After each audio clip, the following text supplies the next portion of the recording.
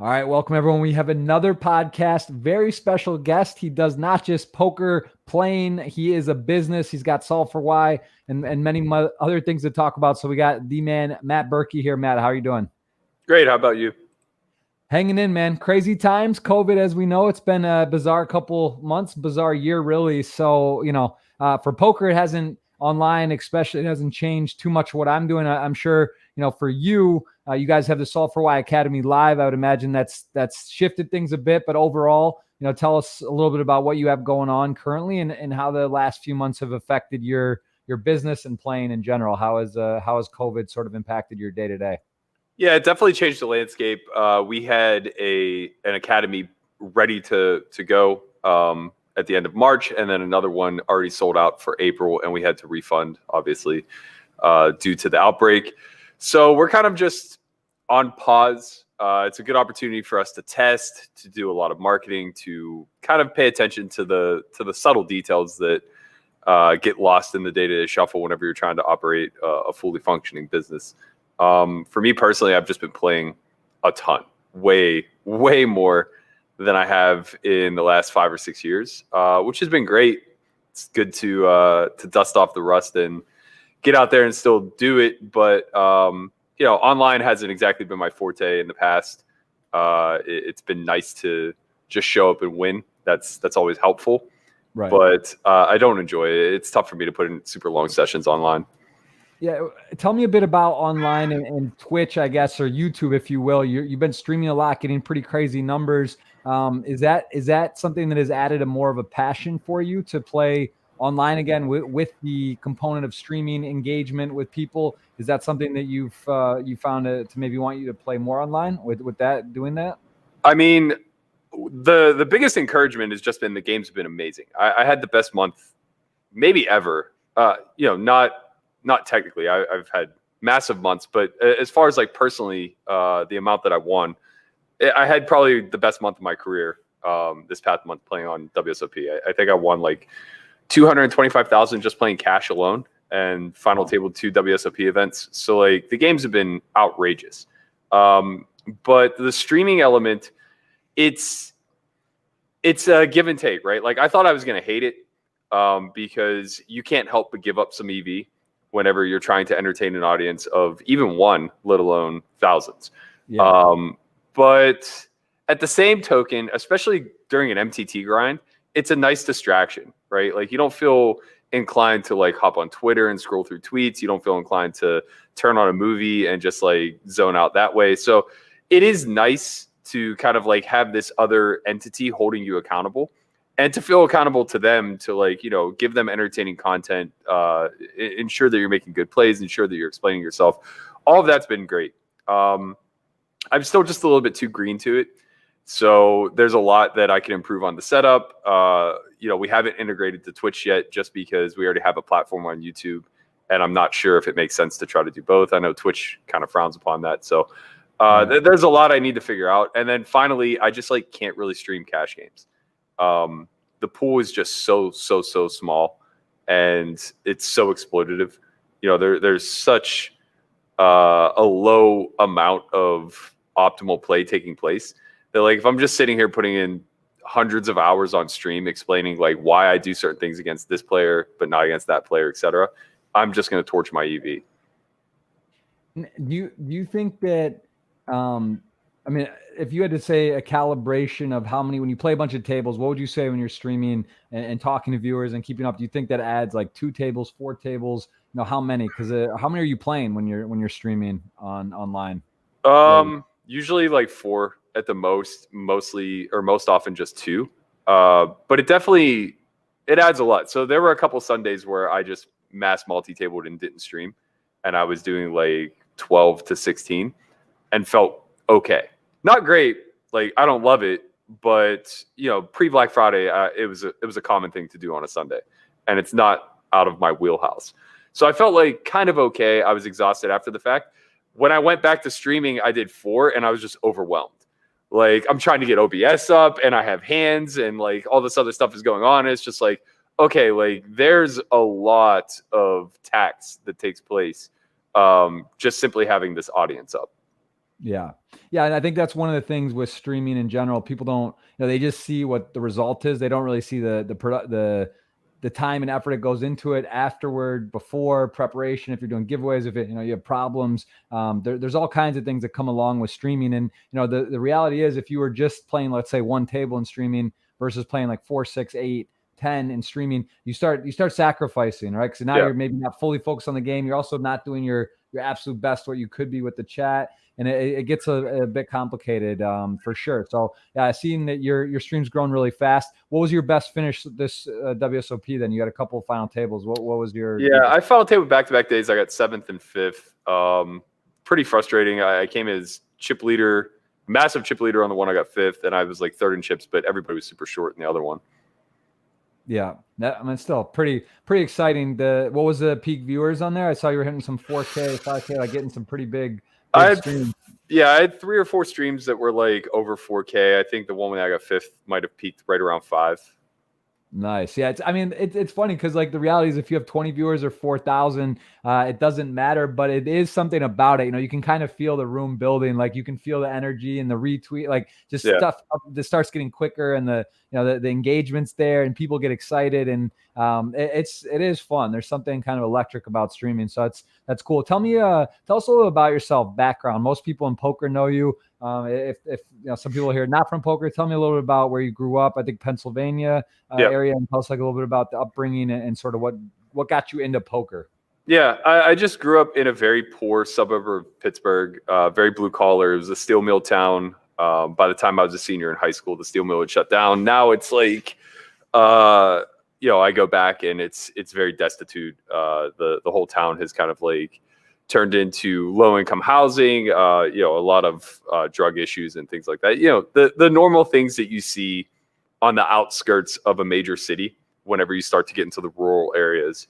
I graduated with like 53 people, very, very small, but we were a stone's throw away from the city, maybe like 15, 20 minutes.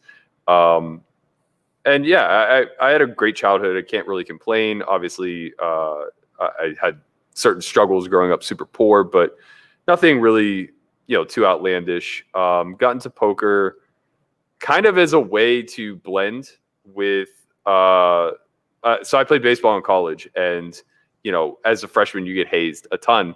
And part of that is drinking, but I've never drank. So, in order to kind of like blend with the upperclassmen and still maintain my own personal moral high ground, I guess, poker like served me there. It was something that I dabbled with in high school. And, whenever I was getting a lot of peer pressure from them to drink, I would just be like, oh, I don't drink, but I gamble. Like, let's play cards. And they accepted that. They were super happy about it. By the time I was a junior, the moneymaker boom hit. So, long road trips, we were playing on the bus, we were organizing tournaments, all these things. And I was 21 at the time. So I just started going to casinos and doing well. Where you went to school in Pennsylvania, or where? Yeah, Erie, PA, small school, Gannon University. Nice. And so you played through all 4 years. You played baseball? Yeah, 5. Nice. Yeah, me too. I did 4.5. It is fun, man. Playing a sport in college, it's sort of like you're saying, it's part of it's almost like a fraternity. It is. It's a group. You're connected, and you have, in terms of drinking, that is something very common. But is that something you never wanted to do? Is there some reason? Because that's a bit, it's almost like funny to say, but it's almost like abnormal, right? In college, like most people drink or what was that reasoning for you? And do you drink now, or was that just up until that point? I've literally never had any curiosity for it whatsoever. And surprisingly enough, I graduated with another kid who also had never drank, but we both shared something in common. His dad was an addict and my mother was an addict. So like, I think it's probably just normal to see somebody like kind of destroy their life through substance and then want to avoid substance yourself. I grew up with a very rigid mindset in my adolescence where like, if it was bad, it was bad. And if it was good, it was good. And there was really no in between or moderation. So I just saw alcohol as very bad. I had this like pipe dream of playing professional baseball and didn't think I was naturally gifted enough to do anything to lessen my chances. So staying away from like anything that could get me in trouble was a pretty easy choice. And would you say, I think I might have read that, did you grow up, your grandparents raised you partly or yeah, at one point? Yeah. And how are they, and how was your family, I guess, overall support system or closest friends, relatives when you started playing poker? Did they say, okay, were they apprehensive, or were they sort of like, that's great, go with your dreams? Or did you just sort of segue into it like while you were playing baseball and in college, and it was kind of just something you fell into? Yeah, I mean, my grandparents were saints. They just trusted me implicitly. Like, I never had a curfew growing up. They didn't care like, they just never had any worries in the world. They trusted I was always make good decisions. So whenever I graduated, basically I did what appeased them, right? I got my computer science degree, so I always had a fallback. And even though I never had any intentions of using it, it was there, and it was something I could always lean on if things went poorly. So by the time I graduated, I was already doing pretty well. I think I had like a $40,000 bankroll, and that's more money than myself or anyone in my family had ever had in one lump sum to begin with. So I don't think that there was any part of hesitation with them as far as supporting me goes. Same thing with my friends and family. You know, most of my friends got out and were getting entry level positions, paying minimum wage or slightly there above, and myself and a couple others were playing $10,000 buy-ins and really living the high life at 23. For sure. And I see, as you and almost, I'd say 98 or 9%, everyone who's been on this podcast that plays poker has final tabled or it seems to win their first ever event. So why wouldn't you? Sure. And you the first ever one, you take it down, or at least the first ever cash. Maybe you played a couple others before, but Yeah. you remember what were you doing in Niagara Falls? That's kind of random in 2006. I played there a lot. I played Niagara Falls a lot. I played Salamanca a lot, and also Fallsview and Turning Stone. They were all like a stone's throw away from Erie. So Niagara Falls was like an hour and a half. Turning Stone was like 4 hours. Yeah. So I would go there a lot. I actually didn't win that outright. It was a terrible chop. They gave me first place money, and second and third chopped up the rest. Interesting. Yeah, it's got you down. It says the same first and second, but you did either way. Or it looks like maybe even it was a 5-way chop or something, because first, second, however it was. But you got the taste for tournaments in your mouth at that point. Was that something that you played some online tournaments, or is this something that you got? Like, what percentage of cash game and tournaments were you playing back then? Like I was always heavily focused towards cash. So I was probably playing like 3 times a week cash. And then I would dabble in tournaments here and there. Basically, I would run up a big bankroll live, and then I would put some of it online and just fire. And I just rinse and repeated until I got lucky. I final tabled the Party Poker, whatever their nightly tournament was back in 2006. Or maybe it was like closer to, I think it was 2006. I final tabled it back-to-back nights and got like second and third. So I just woke up and had a 60K roll. Off of like 15K live roll that I had run up. And is that something you were playing? Do you enjoy live or online more? It seems like you're saying here it sounds like you enjoy live more. Yeah. Not really playing online much. And would you say nowadays, like let's say pre-COVID, just take 2019, what percent were you playing online versus live? Maybe like 1%. I would just like, when I got super bored, I would play a little 5-10 deep on WSOP, but I have no interest in committing a lot of time, money, or effort into online. I think the future prospects of it are kind of bleak.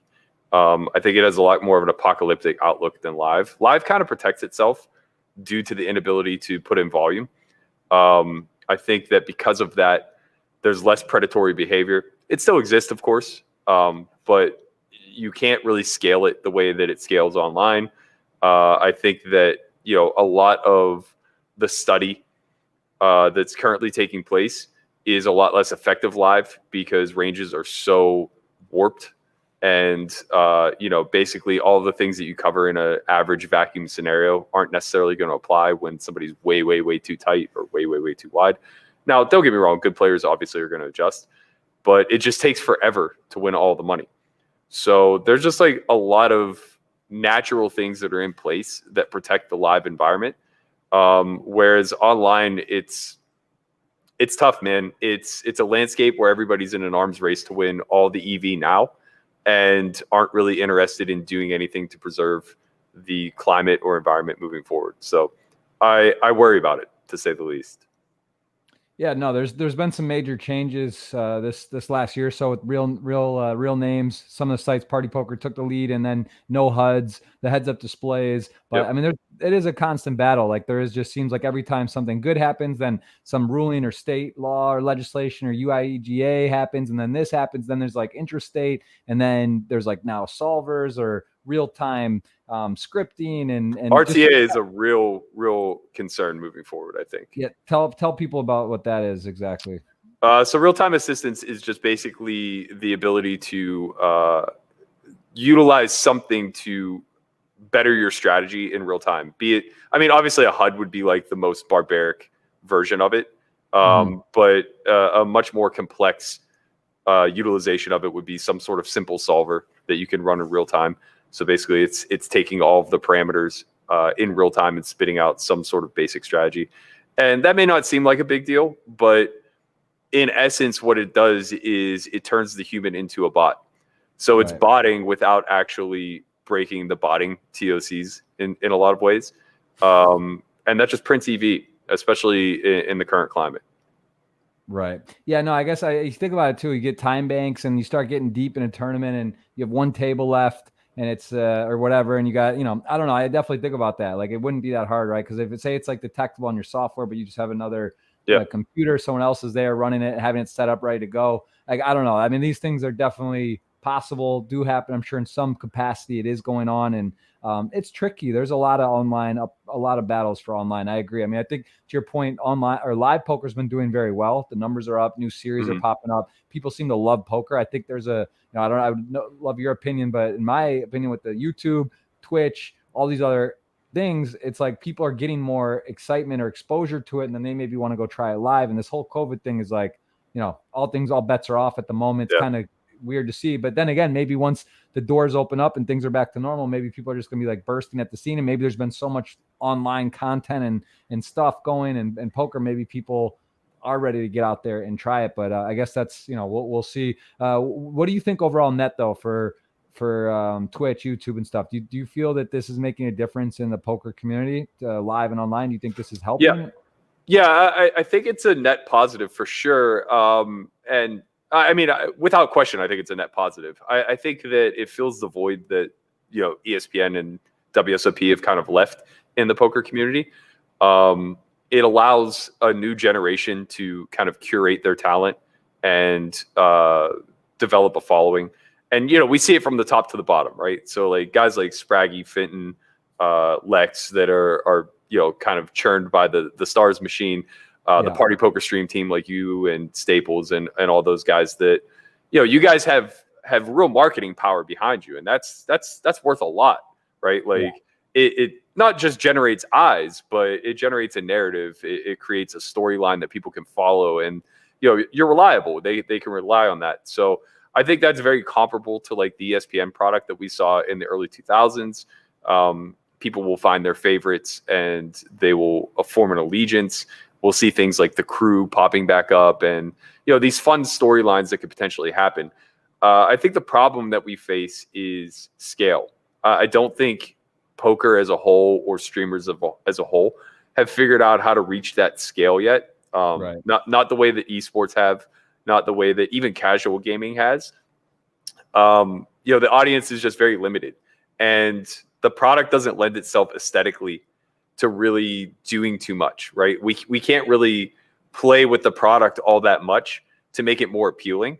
Where like on the gaming side of things, it's like there's always going to be a new game that comes out that generates interest, right? There's always going to be a new pack to download. There's going to be a new skin, whatever the case may be. We're just constantly going to be on the same platform that we're always on.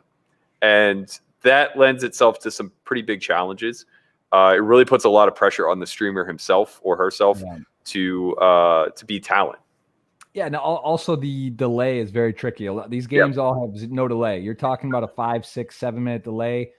It's tough, right? Like it's very abnormal. Like if you take a gamer, a top Fortnite or professional player, if you told them you got to stream on a 6 minute delay, they'd be like, it would be like foreign. It would be like, wow, that's terrible. Like it's hard to really connect or engage real and follow a conversation, and you might start talking and then have to there's definitely definitely some battles with that and being creative. I mean, you look at Stars, what they did with the Stadium Series, some of the commentary with the real time, not just showing final tables, but showing whole cards up and rotating broadcasters. You see Party as well, WPT. They've got some new nice software, and I mean, there's stuff happening. I think it's fair to say everything's getting optimized and getting better, and maybe this period is going to help with that. What have you been? I will say, because Solve for Why I've known about for a while. I've been to your studio. We did, I believe, what was that? We shot. There was something. There was the heads up challenge. The heads up challenge. Yeah. I was there. I was very impressed. That was like my first real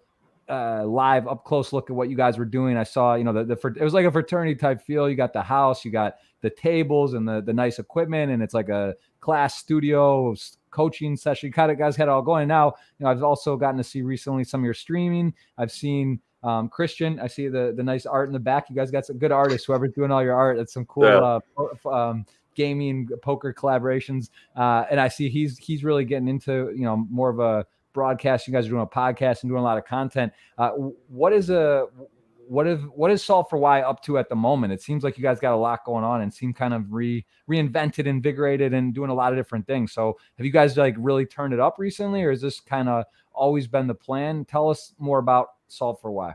Yeah, I mean, we're on the trajectory that I've foreseen from the beginning, but because of COVID, it's given us the freedom to kind of ramp things up. So pre-COVID, we were releasing content on our training site daily. And that's just daunting, right? It's like Christian and I have to make maybe 4 pieces of content a month. The other coaches that are on staff, Jack and Matt, they're doing the same. And it takes a lot of time. We probably put like 30 hours plus into each course. And we were doing it monthly.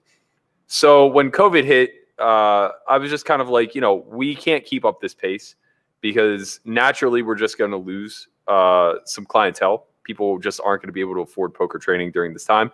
And we're not going to be able to afford keeping a full production staff on hand. So we kind of basically found a way to scale everything back. We dropped our price. I was going to honestly just do it for free during the entire COVID just to use it as like a loss leader. But I got convinced to do it at $9.99 instead, which is essentially free. And now we're just releasing 1 piece of content a week, which is no burden to anyone. And because of that, it gives us a lot of time and effort to put onto the other things. Our biggest strength is our production crew, Pigtails. We have a documentary that's coming out soon, probably in the next month. It's going to be on our site and Poker Go. So I'm looking forward to that releasing. We're also doing a 7-part course, sort of designated towards beginners, that is all whiteboard videos. So that's going to launch, I think, in 3 weeks. We're going to drop each part monthly, and each course will have 7 lessons. So it's a 7-part curriculum with 7-course curriculum with 7 lessons per course. So we'll be putting out a new course every month using these whiteboard videos. It's just an opportunity to get creative. It's an opportunity to test, like I said, see where the boundaries lie in the market. I just think there's a lot that isn't really being addressed in poker that we can potentially latch onto and push forward on. And who came up with Solve for Why? What is the name? Where did this originate? And was it instantly the team you had, or did you have to sort of enroll people to go on this journey with you? How did this all come up? So the name and the backstory, I guess, is mostly my doing. We started in 2016, and at the time I was playing exclusively the big game. But when you're playing that big and it's invite only, you're only playing a couple hundred hours a year. So I had a lot of free time on my hands, and I was always interested in business and figuring out a way to make some sort of passive income. At the time, there was a much bigger, let's say, gap in the industry. The training industry was pretty much just run it once, and some of the other long-standing sites like Crush Live and Jonathan Little's site, but there wasn't all the competition that there is now. And we thought we had a unique advantage. We had the production team, and we had an RFID table. So I was like, let's run a live seminar where people kind of get to play. We'll do commentary over their whole cards. It'll be a unique experience. It'll give them that TV final table experience that they can't otherwise get elsewhere. And it kind of grew from there. The whole methodology behind it was that, the way that I've always generated my strategies, the way that I think, maybe this is born out of studying computer science, but I'm just a root cause analysis type of person. So I don't care that much to understand what a problem is, but I'm much more interested in why it exists. And that's the way I view poker too. It's like, if I'm struggling with a scenario, I try to get to the root cause as to why. And that really forces a 10,000 foot approach where, you're kind of zooming way out and you're not looking at the micro minutia of, I struggle with blind versus blind, or, whenever I have a marginal hand under the gun, I put myself into awkward spots. You have to zoom like way out and start to look at things from a much more, broad perspective. And that was basically what we were trying to encourage people whenever we were developing our training. I think that people get too swamped with trying to solve every single spot and have an answer for every single question. Whereas our methodology was just to aim to give people general principles to lean on anytime that a problem persisted. Very cool. And talk about Christian and your team as well, who's involved. Like how long have they been in from the very start? Jordan as well. Did you have to say, look, guys, and talk them into it, or was it just sort of like this sort of came up, you guys were good friends and just, this was always something you were just already doing poker together and talking poker? Was it a natural fit, or did you have to sort of shift or make anyone see your vision, or was it just easy? With Christian, it was a lot of his idea to go forward with it. I was pretty hesitant. I didn't like the idea of training sites. I didn't like the idea of, especially like 2016, so much more was exploitative back then than now. So I didn't really want to put my thoughts out to the world. But, he kind of convinced me that we had something unique, and also that like most people just aren't listening. So you don't really have to concern yourself all that much. With Jordan, he was my roommate at the time, and I was backing him. So he was a pretty natural fit as far as like being on board. His ability to teach, though, kind of struggled. And then eventually, like, he just kind of like lost the passion for the game and everything else. So he ultimately ended up moving home, going back to school, which I think is a really great move. It's very adult of him. We supported him along the way, and we're happy to see him do it. In the midst of all of that, I had actually done a podcast. Man, it must have been like way back in 15 for Tournament Poker Edge, and Matt Hunt was one of the hosts. And it was a really interesting conversation. We weren't really talking about poker at all. We started talking about like altruism and charity work and just all this other stuff. And I had like basically become friends with him through that pod, and just kind of keeping in touch and speaking back and forth a little bit more. It was very clear that he had a lot of skills that were beneficiary to what we were doing. He has a language background, and I think like one of the most difficult elements of teaching poker is trying to translate math into language. So, having his expertise in that arena is just invaluable to us. He also has thousands of hours online. So he offered a perspective that we didn't necessarily possess between Christian and I, since we're mostly live guys. Right. So he was a supernatural fit. And then Jack Lasky of the Just Hands podcast, same thing. I did a pod with him, found him to be a really interesting guy. Him and Zach at the time, I reached out to them. They were kind of doing something similar where they were running like these live sessions of gameplay. And I was like, look, why don't we just collab? And it turned into a thing where he just became one of our permanent coaches. That's awesome. And how many total people now, if you take production for videos, their whole thing, what is Solve for Why? How deep is that team now? I think we have 10 people on payroll. And then additionally, like Andre Hankshua, who worked very closely with Jason at Run It Up rather. He and his team have been helping us like do a lot of the live stuff. So the last few weeks that our podcast was live, that was all him. So yeah, we have like somewhere between 10 and 15 on staff. And how do you enjoy? So at this point, you sort of had to get talked into the code doing this solve for why and pushing forward with it, because it is a lot of work to have your brand and do these type of things for sure. But looking at it now, are you super proud of this? Like when you look at this, is it like something that you basically, do you enjoy streaming? Do you enjoy doing all this, like kind of the side work that goes into it? Like not even streaming, but coaching or putting on a clinic, or do you still love to play more? Like for you, is it like, would you rather go and just play a live cash game, or do you want to log a cash session, make a video, stream and make highlights? Like to you, what do you enjoy the most? I mean, I enjoy playing the most. And honestly, like in a perfect world, I would have just remained anonymous and no one would have ever known my name. And I would have disappeared into the sunset making however much I was making.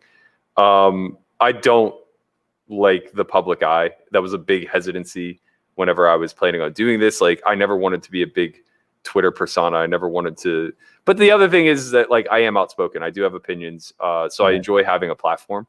I've really enjoyed growing the brand. I like creative projects. I like everything that we've done in the process of doing this. I've grown to love things like the podcast, the streams, basically like utilizing the platform to speak my mind on whatever the topic at hand is.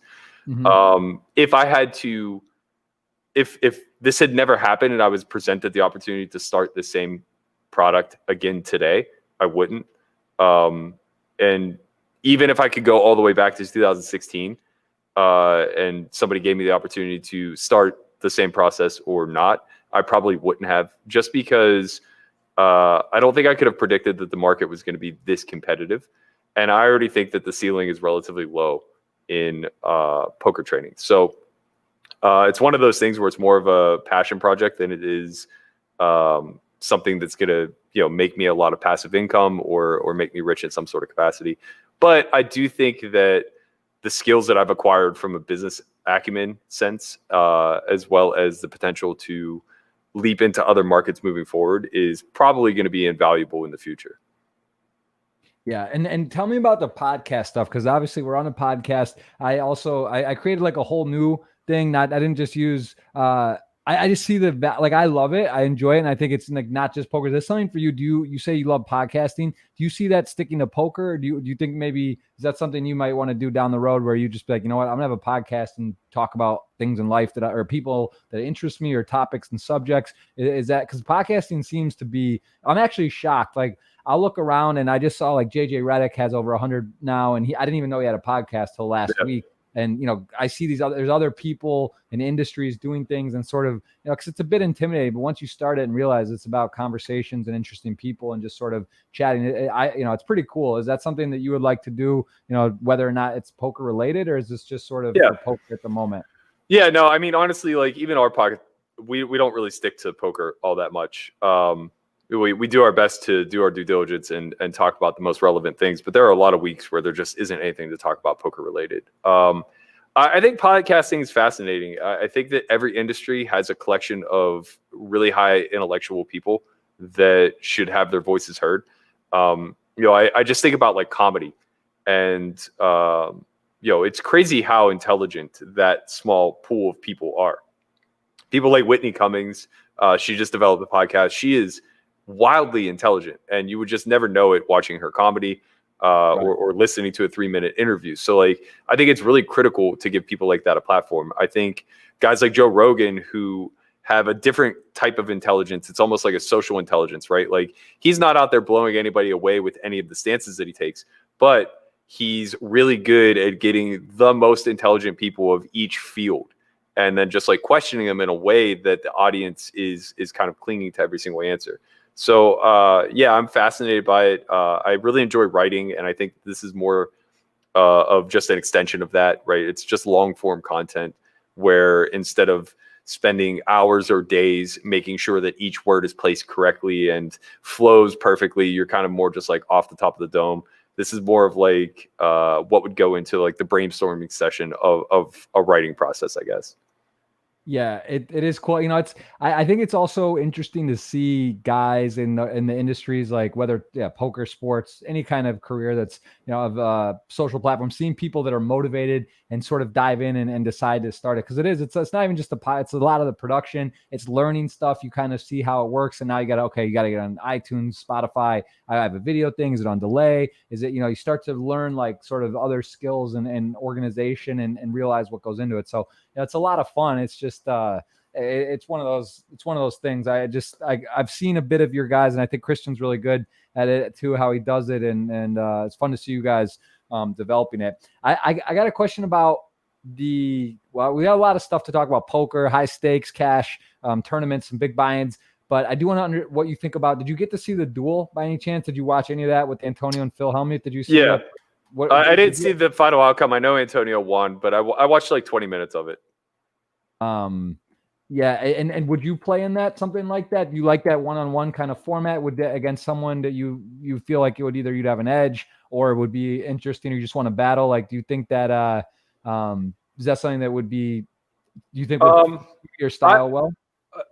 I don't know. I'm definitely not a heads up specialist. It's ironic because I just said I had one of the best cash months of my life, and most of it was heads up. But it's deep stack cash. So like heads up deep stack cash, 9-handed deep stack cash, whatever. I feel very comfortable in that realm. Playing heads up in a turbo sit and go format, I really don't think I'm going to have an edge unless I take a lot of time and study. So I guess I would need to be incentivized to do so. I really do think the dual format is cool though. Like, I like the idea of it being like this, almost like boxer contender type setup where, both players have an entry level position. In this instance, it was a $50,000 buy-in, and then the winner advances and the loser has the option to, challenge them again now for double the prize pool. Yeah. And should he pass, now just a new contender comes in at the 100K level, and then the 200K level and the 400. You know what I mean? Like, I think that's really cool. I think it's set up in a very sort of like video game format where you could just have Ivy sitting waiting at like the 800K level as the end boss. Should anybody dare like go that far. So yeah, I think that's pretty cool. I'm not a big fan of sit and go formats, but that's just kind of being nitpicky. Right. And speaking, just again, not to stir up or choose sides, but just give me your hot take on the Polk Negreanu thing, because this video I'm sure you saw. I mean, it was, listen, Doug and Daniel have had some sort of situation for a few years now, and it got really pushed. I mean, I don't know. It was wild. Like that, the last bit of that video just took a turn, like where I just, it becomes, is it friendly? Is it fun? Does it make it a thing to kind of like aggressive? And now, I mean, he got maybe what's what he wanted. They are going to do a battle. What do you take on a heads up for a cash game? What do you think about that whole situation? Do you think it's fun? Is this like good for whatever? Is this too much? Is this over the top? Like, where do you stand on this sort of? I'll start on the general, and then I'll go into my own selfish reasons. Generally speaking, this is amazing for poker. There's just no getting around it, right? Like, and it's going to be on guys like us who have platforms to push this, promote it, to make sure it's a big thing for people to care about. Just like the Galfond Challenge. Like, I don't think that collectively we all did enough to promote what a good job Phil did with the Galfond Challenge, and that's kind of unfortunate. With the Negreanu Polk thing, like, it has this extra layer of them hating one another. It has this like almost WWE type of feel to it, which I think is great entertainment. I think it leads a lot of narratives for the collective to kind of stir up and make this interesting for a long period of time. Personally, I hate it. I hate that Daniel is giving a platform to Doug again. Not that Doug doesn't already have his own, but this guy's retired. He was done. He was gone. And honestly, like, I was happy for it because I don't like the way Doug does business. I don't like that the vast majority of his social profile was just finding other people who are in the same industry and then dragging them through the mud at all costs. He did it to me over like some bullshitty nonsense that was kind of laughable that turned into like a 4-month just takedown piece, which I think is just shitty. I think it's bad. I think the real reason I think it's bad is because it works, right? So like, I don't like the idea of setting the precedence that the bully wins when it's all said and done, especially in this instance where he's a big favorite. I think the Poker Shares line was like Doug opened as like a 3-1 favorite. And I'm sure if Daniel studies his ass off, he can reduce that number. But I don't think that this is a win-win for Daniel at all. I think it's very much a lose-lose. Let me ask you this though: what scenario do you see when this is over? Right, like let's just say the line is the line. Daniel is an underdog because maybe let's say it's Doug's preferred format, rusty or not or whatever. Daniel, he's played a lot, and let's just say Doug wins. Doug's kind of the bully in the scenario, right? How it's played out. Like, do you see them shaking hands and like kissing and making up, or this is like no? And that's what I mean. Like, there's no resolution to this. You know what I mean? Like, Daniel's just going to lose and give a lot of money to his mortal enemy, and I don't understand that at all. That's why I'm almost like deep down. I mean, I know there's not, but I'm just like in my back of my mind, I'm trying to find some sort of. It's like the most diabolical thing on Polk's behalf, right? Like, he gets to shit on this guy for years, to the point where he goads him into a fight that he can't win, and then ultimately makes money off of it, right? Like, is he giving him odds, or is this even money? No, it's even money. That I think would be reasonable. I think if like Doug was laying like 1.1 or 1.2 on the match, and giving some sort of rebate on losses. Yeah, basically Daniel didn't do a very good job of negotiating. He had all of the negotiating power. For sure, Doug wants this more than it. Like for Doug, sure. This is definitely worth him coming out of so-called retirement or rising to the occasion. This has got a lot of hype. This is definitely two of the higher profile guys in the community over the the last decade. This is something that I've been talking about for a long time, where I said that Daniel's untouchable in the sense that we can't build a personality as big as him. Because not because Daniel can't be replicated, but because we'll never have the same machine that Daniel had when Stars was fully backing him for the better part of a decade, right? They put him on every single cash game televised event. They put him in every single major buy-in that was on TV, right? We don't have that. We'll never have that sort of churn behind any singular person. But Doug's as close as we got.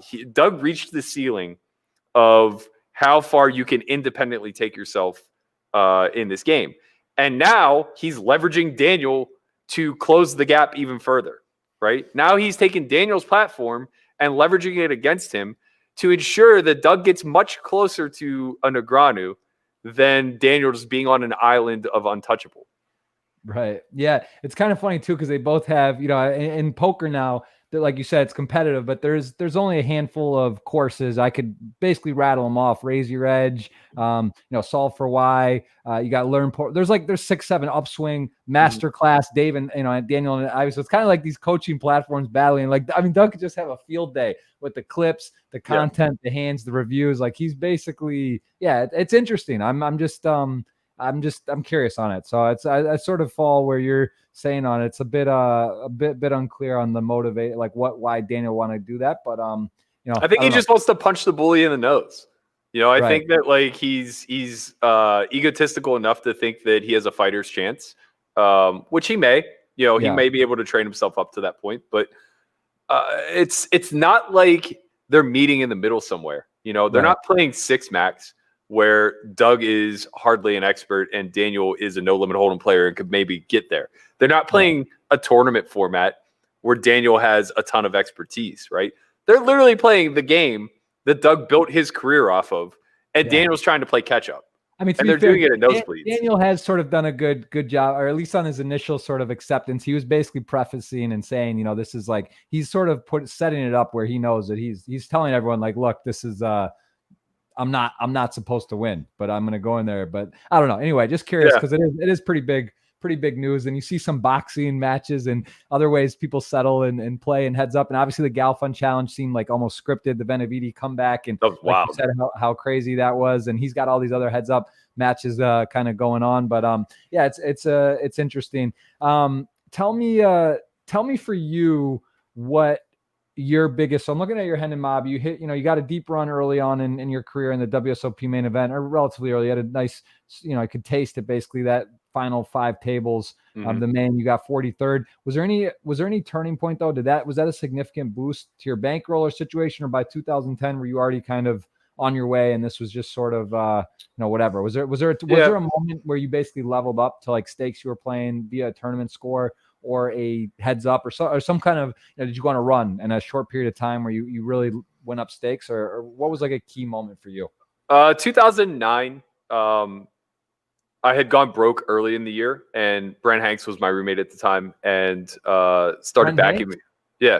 Oh wow, that's so funny. I just messaged with him just earlier on something just now. Literally, I just sent me something. But yeah, that's who I moved out here with. Yeah, that's who I moved out here with. Okay, cool. Very cool. Yeah, we used to play at Salamanca. I've known him since year one. So he was my roommate at the time. He was crushing online. He started backing me online, and I just turned into a complete grinder. I would play 16 hours a day, not because I wanted to, but because I just wanted to have enough money to be free to go play live cash again. And between August of 2009 and February of 2010, I just mashed.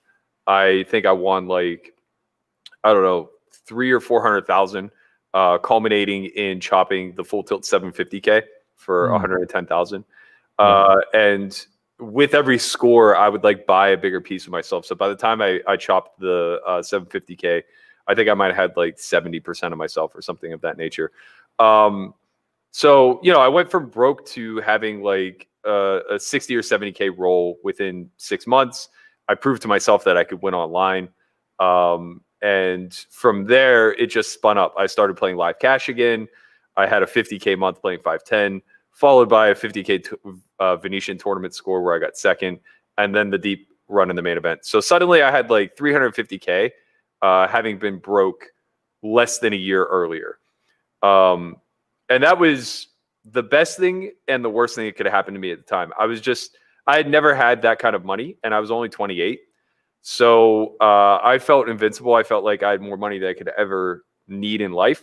So I started playing 10, 20, 40. I was doing really well. I think I won like $250,000 that summer playing the Bellagio game. And I didn't know what to do with all my money. So I just started backing everybody I knew.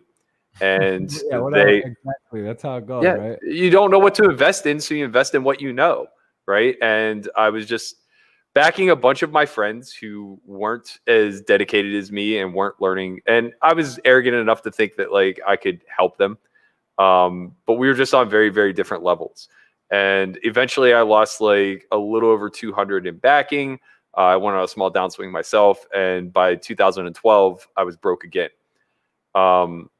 So that was a massive, massive learning process for me. Call it luck, good fortune, preparation, whatever. I spent most of 2012 broke. And by the time 2013 had rolled around, I had scraped together some money from a friend, final tabled an event at the Wynn, started playing small cash, ran it up, sold a package to the summer, final tabled 3 events, and I had $500,000 by August of 2013. So once that happened, I was lucky enough to be good friends with Bob Bright, who never knew that I went broke and basically had been teasing me with an invite to the big game at Aria for the better part of 18 months. Yeah. I finally had the opportunity to take him up on it. So they were playing 200, 400, 20K min.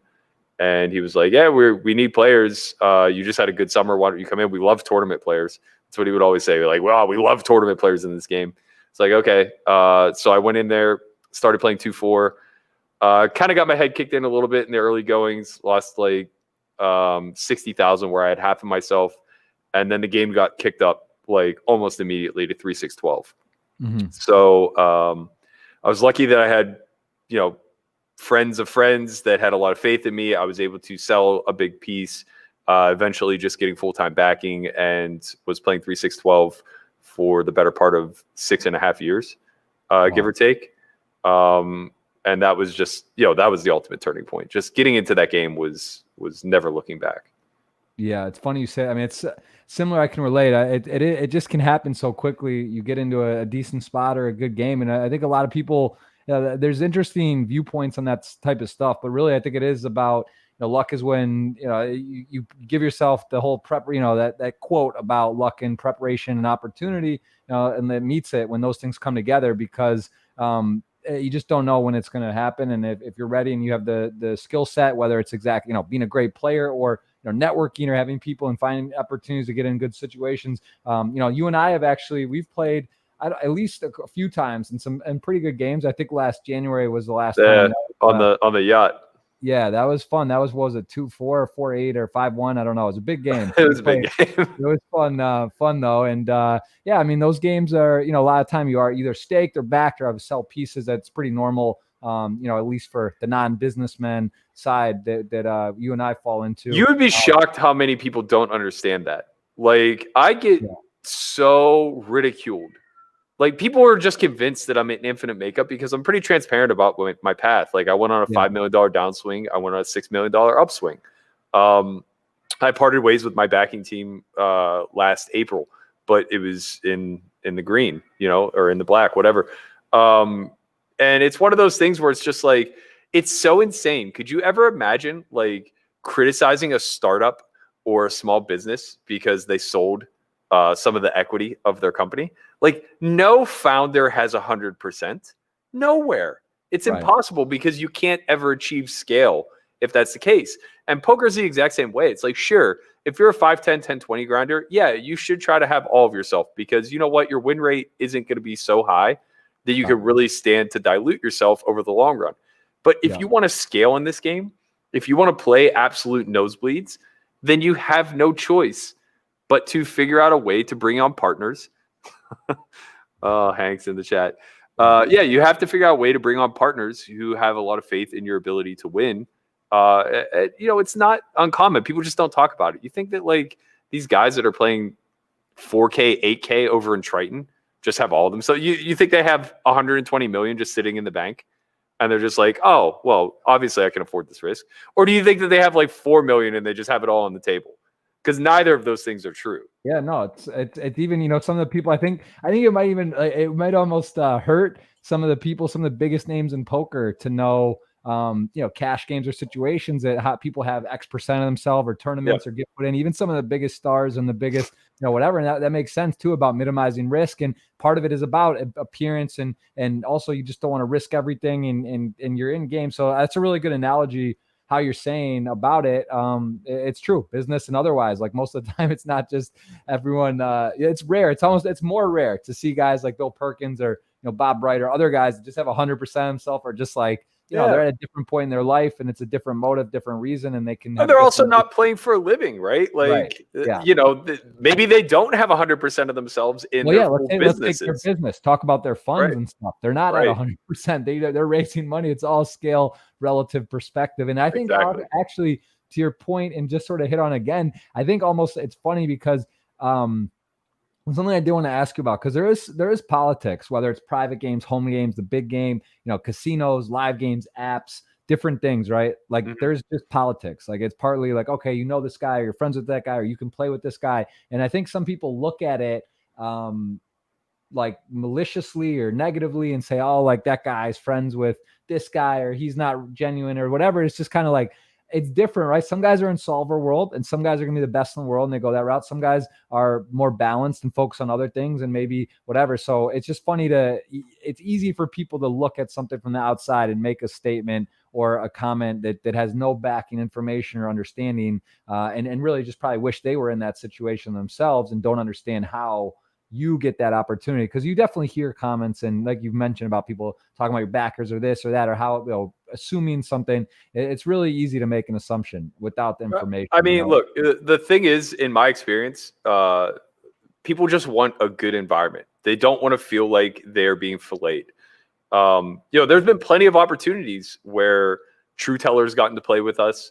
Jason Kuhn's gotten to play with us. It's because like they understand how to navigate that world. Right. Yeah. These guys are super studied. I'm super studied, but it's about how you present it. Right. You don't have to choose the 300% pot bet size in a spot where it's most optimal when you could just choose 100% pot and kind of get the same result with a more palatable execution from your opposition. Right. Like if the difference between Bob Bright wanting me in the game is me being allowed to bet 100% pot or 300% pot, I'll happily choose 100% pot every single time, right? And that's just like a really novel example, but that is truly what it's about, right? It's understanding small little nuanced areas where you can sacrifice a little bit of EV on your own in order to ensure that you have the long-term EV of that seat. And then it's just about being a gentleman and being like competitive within the rules of kind of a gentleman's agreement. Like playing in Ivy's room was like such a pleasant experience in the sense that we never had a floor operate one single or I guess mediate one single debate, right? It was always just handled by the 8 people playing in the game or the 7 people playing in the game. Like, what did you mean to make it? Okay, make it that.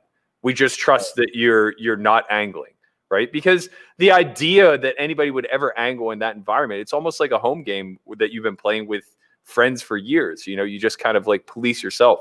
And that's something that like just will never fly with people who are only concerned about maximizing their EV. Yeah, I mean, we're saying the same thing. So I couldn't agree more. It's very interesting. It's an interesting world, and I think that the apps and the private games and all this. There's a lot of stuff that goes into it, and it's not always exactly fair. But that's you could say that to life, and I think poker is such a metaphor for life, and it's so many situations. What for you? To segue a bit about poker, what do you think you use the most in everyday life, real world stuff for you? What do you find the most valuable lessons and tools you've gotten from poker?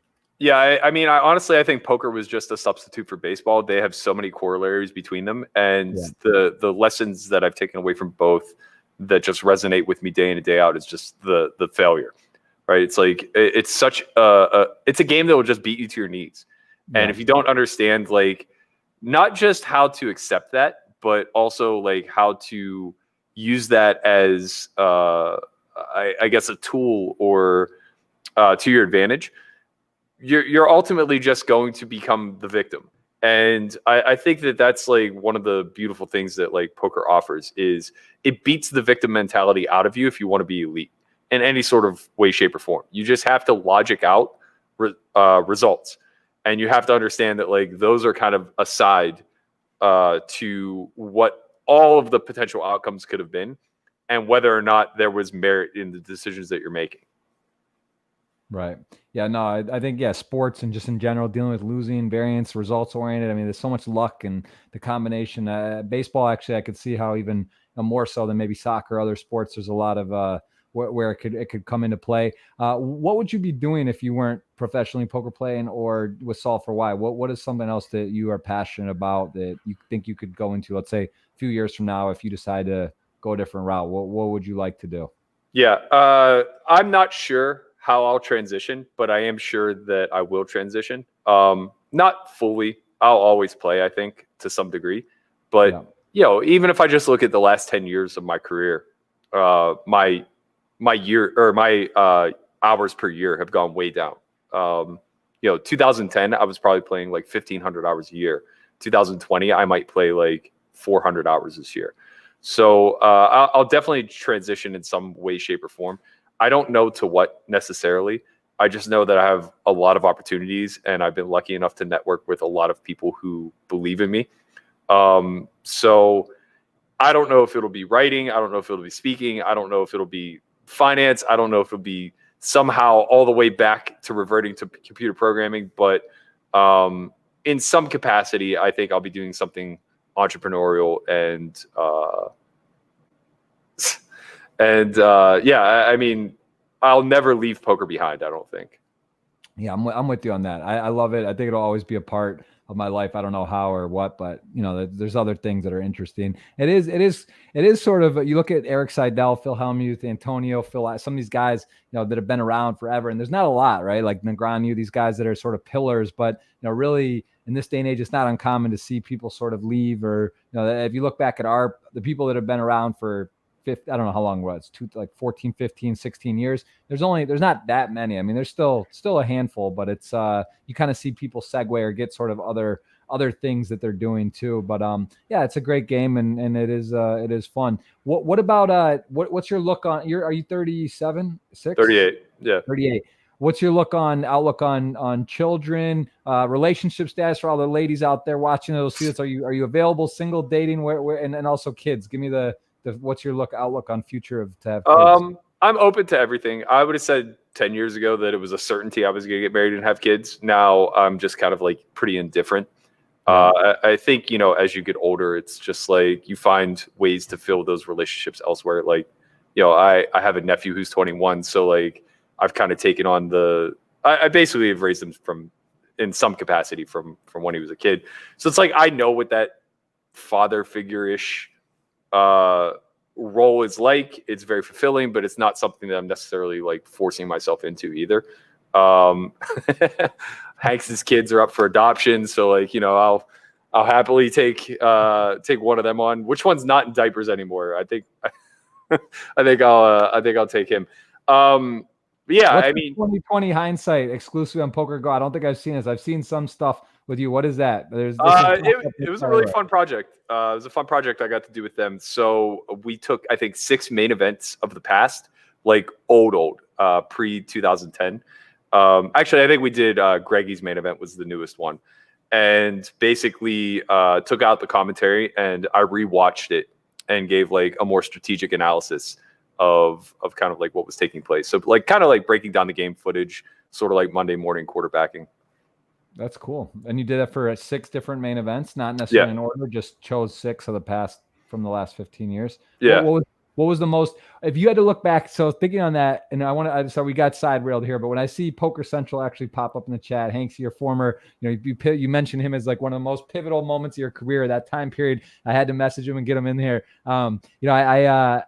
What was was there anything shocking looking back at some of those main events? Do you think like, are you just like, wow, they were playing so bad, or wow, this one who won the main event, he really orchestrated a performance of just absolute mastery? Like what's something that stands out, good or bad? I think the 2012 was one of the most impressive final tables that we saw with Greggy, Jesse, and Jake.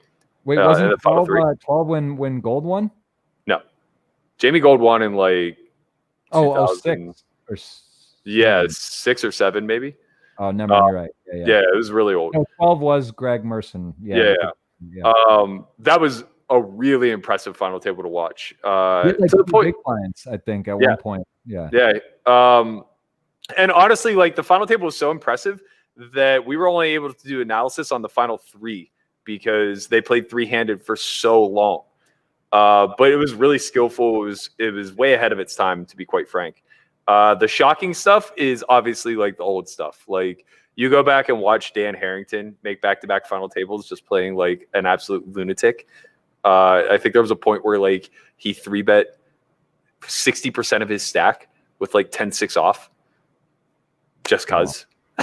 Wow. It went like I think it was like REA opened King 9 off as like second in chips. Raymer like called as chip leader with like Ace 5 suited, and Harrington just like smashed in 15 blinds of like his 28 blind stack or something like that with 10-6 off. Like they were just gangster back then, man. They didn't give a shit. They went after crazy it. About Dan Harrington. I don't remember that, or I didn't know that he had that gear in him. I think like back then that, he was quote unquote action Dan. Everybody just knew him to be a nit. And like when you were a nit, you just like found these random bluff spots. Yeah, that's interesting. Yeah, that's that. So okay, well, cool. I'm gonna have to check that out. That sounds fun for multiple reasons to see that analysis, and also kind of get a glimpse back at what it looked like back then at some of those runs. Do you think? Let's finish back where we were, because I interrupted you. I got and that. So we were talking about family, kids. Possibly you're saying maybe you'd adopt, but one of Hank's. But what about like seriously though? You would like to have kids one day? Like that is something you still? I mean, I'm not opposed to it. I've only had like 2 semi-serious relationships ever, so it's not like as if it's something that's right in front of me. I don't necessarily forecast it in any way, shape, or form. But yeah, I mean, I would totally be open to it. I grew up in a very traditional city in Pittsburgh, so like it's not like it's out of the norm. All my friends are married with kids. I certainly am the oddball in that regard. I guess like I can flip the script a little bit. You're a new father. What do you like pre-marriage and kids versus now? Like how much of a difference has it made on your lifestyle? Yeah, it's very different. For similar, like again, doing content streaming, a lot of poker stuff. It's definitely trickier, and like the first 3-4 months are extremely difficult, right? Because you're just so new and you're trying to figure everything out, and everyone's tired and on edge. But yeah, it gets a little bit easier, and I think I love it. I wouldn't change it for anything, but it's definitely shifts things, right? So it's like and I know people with 2, 3, 4 kids, friends of mine that are, my age or a few years older. And that like seems, once you start getting multiple and play, then it to me seems really hard. Cause like, I just don't know how, it just seems impossible, but I would say one's a good starter and see how you like it. But it definitely. The thing is that I feel like at the end of the day, the mom always takes the unfair workload.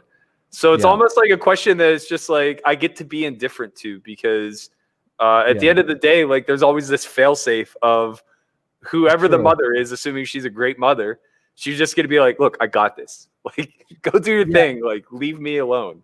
Oh, see, I mean, I guess that's where part of it, it's sort of like, it's like, oh, do I do one more podcast? Do I do one more stream? Do I do this? Or do I see it? But like, so in terms of that too, it's like, oh, well, I'm not really changing diapers so much. I'm not doing all the stuff. Like I mean, I have a different philosophy on it too. I think it's like, assuming you're able to do it and you have help or nanny or different, parents or whatever that can help. It's sort of like, would you rather be tired, stressed out, always with the kid, or do you want to really like enjoy the kid, not be as tired, enjoy the time with them? So I don't know if it's the right or wrong. It's different experiences, but it's hard. It's so easy to judge. Bill Perkins was just on. I know you know Bill well and played with him in games and stuff, and his outlook on stuff. But that's sort of what he talks about too. It's like, it's so easy to judge, or people say like, you should do this, you should do that.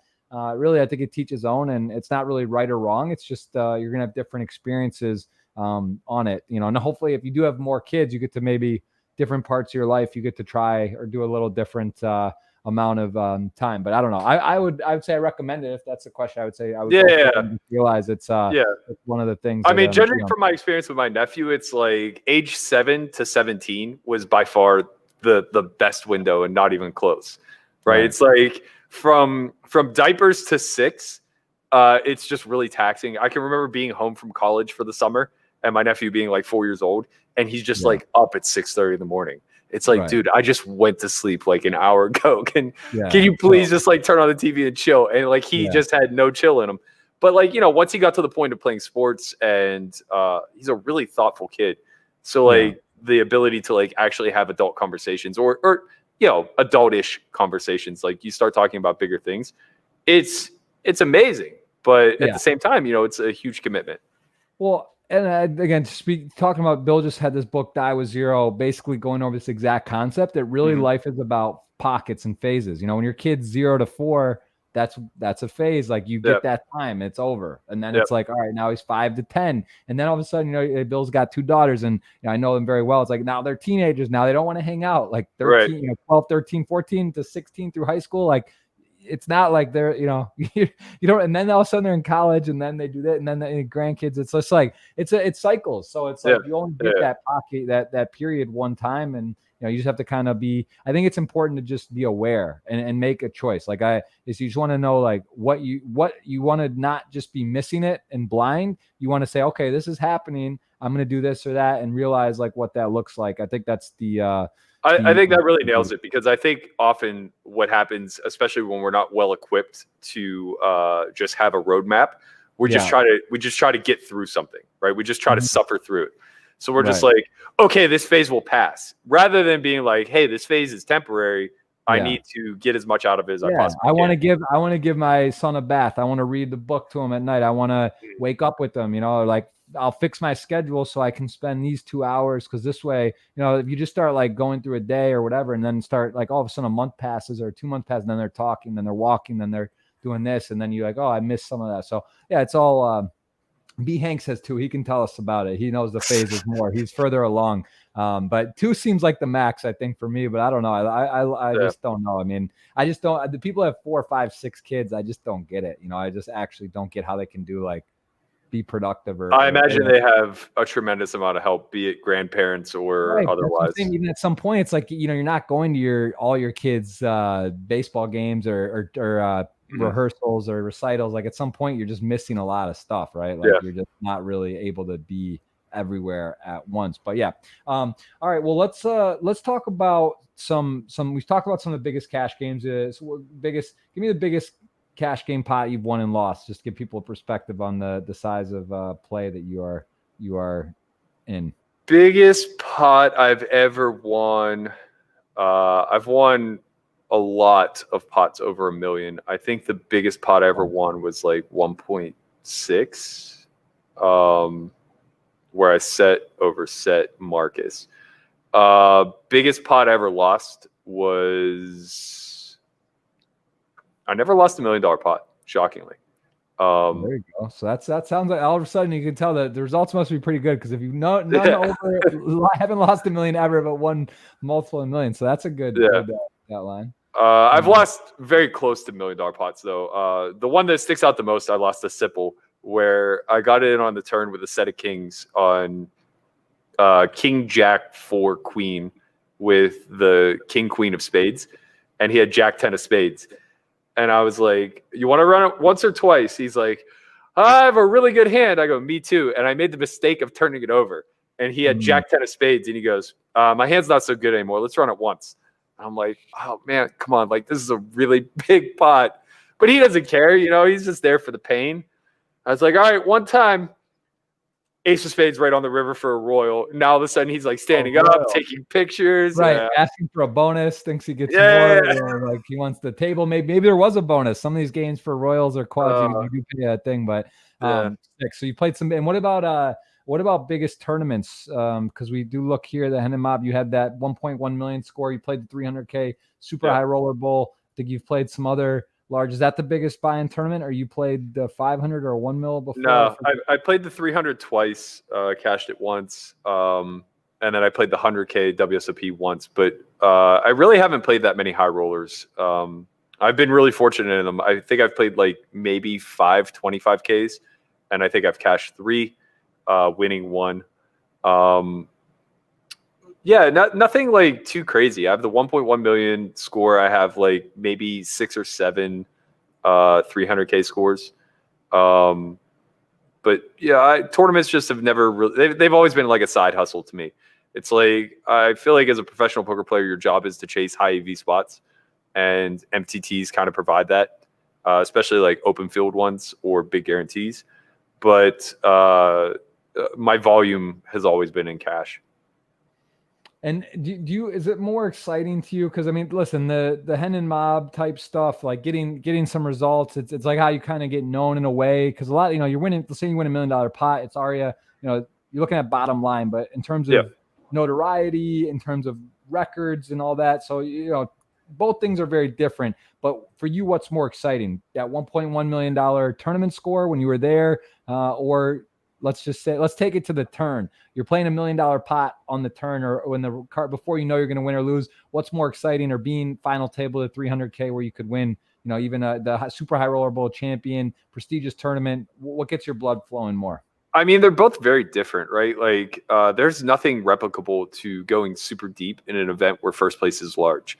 I would say that that's more stressful because I feel so handcuffed, right? The strategies are so different where you just have to be really precise with push fold. You have to understand the ICM of the spot really well, and you're not really afforded the ability to kind of like showcase like what your knowledge is in a technical poker sense, right? But in a tournament sense, obviously you can put all that stuff on display. In cash, it's like the reins are off, right? You just get to color outside the lines, especially when you start getting deep, 200, 300, 400 big blinds deep.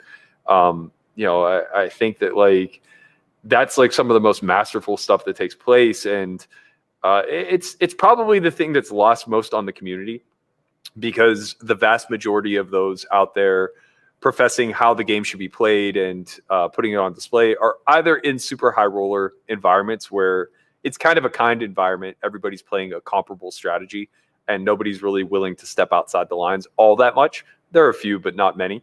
Or there are these high stakes televised cash games where it's, again, 6 or 7 players that are playing pretty identically and then 1 or 2 VIPs.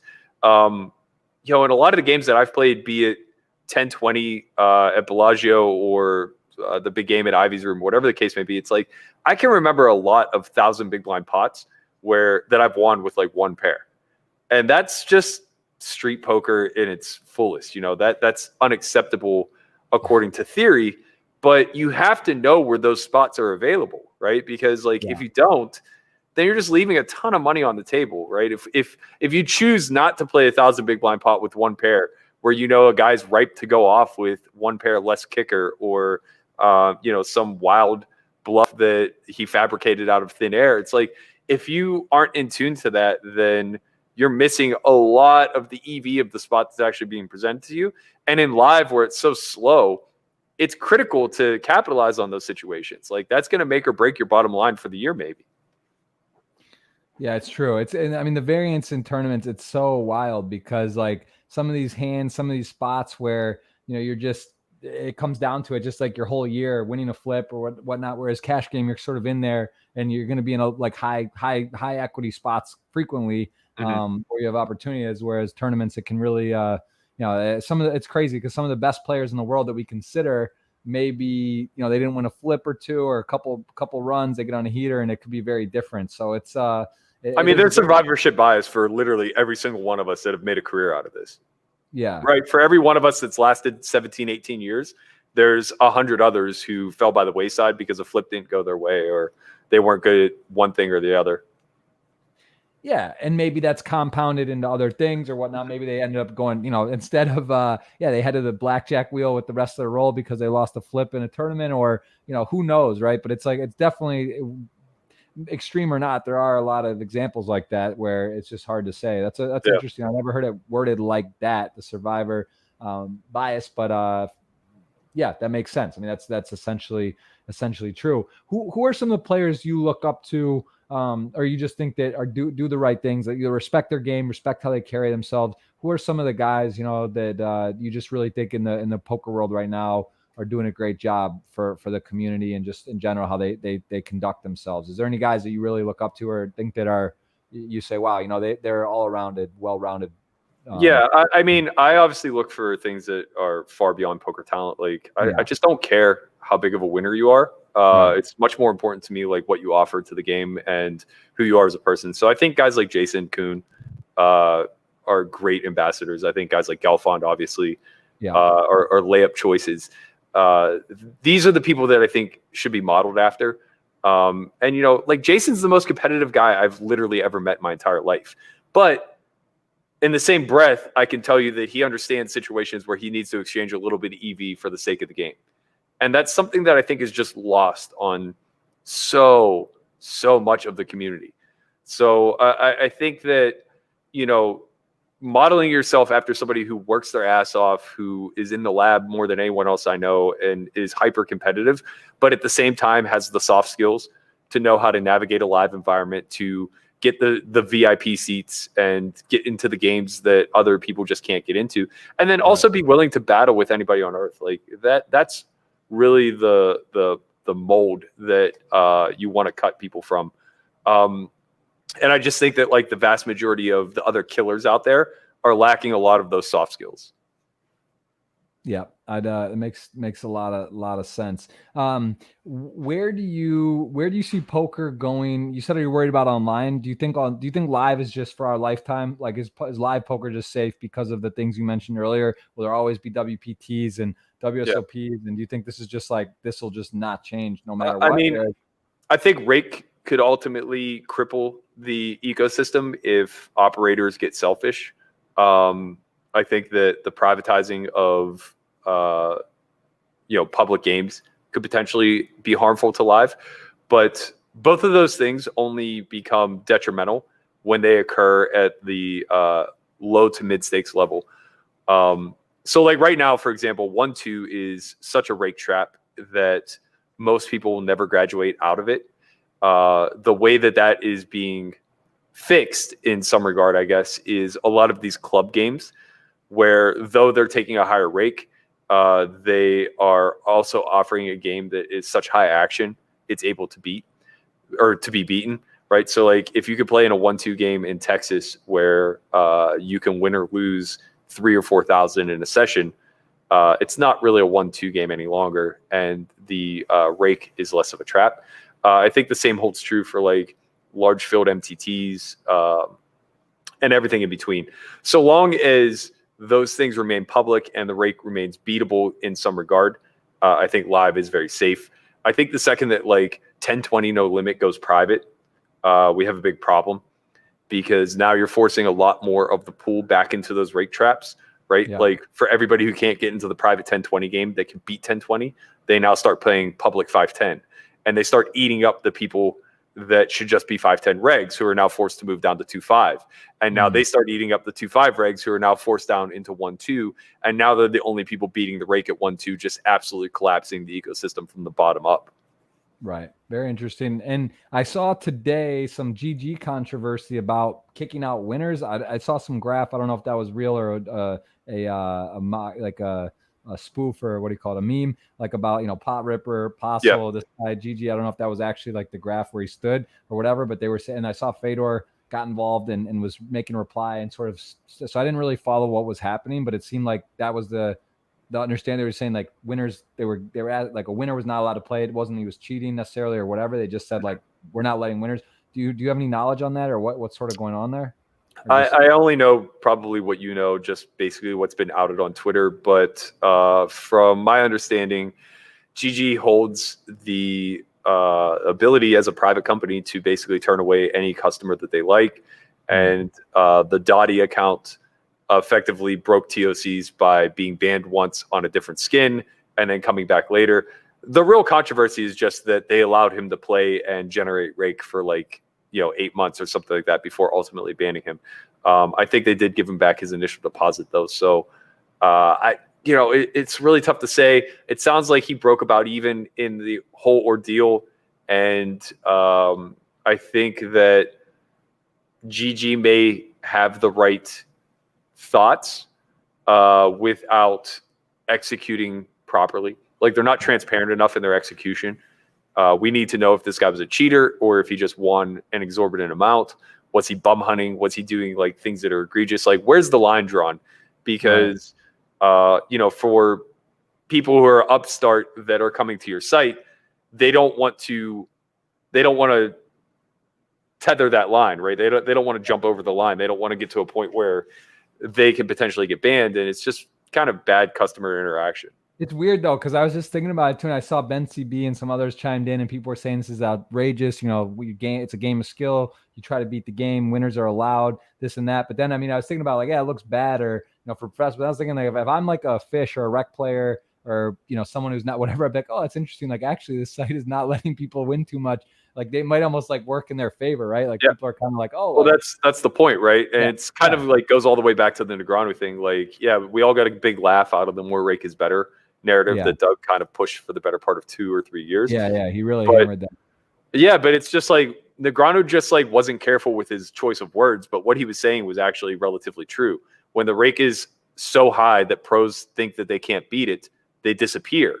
And sure, the ultimate winner is the house because they're raking so much, but the amateurs feel like they're in a much more competitive landscape.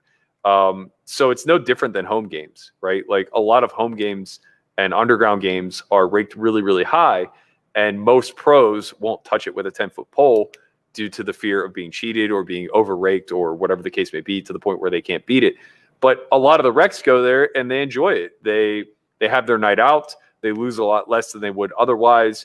A lot of these places offer some sort of like, rake back in some sort of capacity. Yeah. So like, they just have good operating procedures as a house.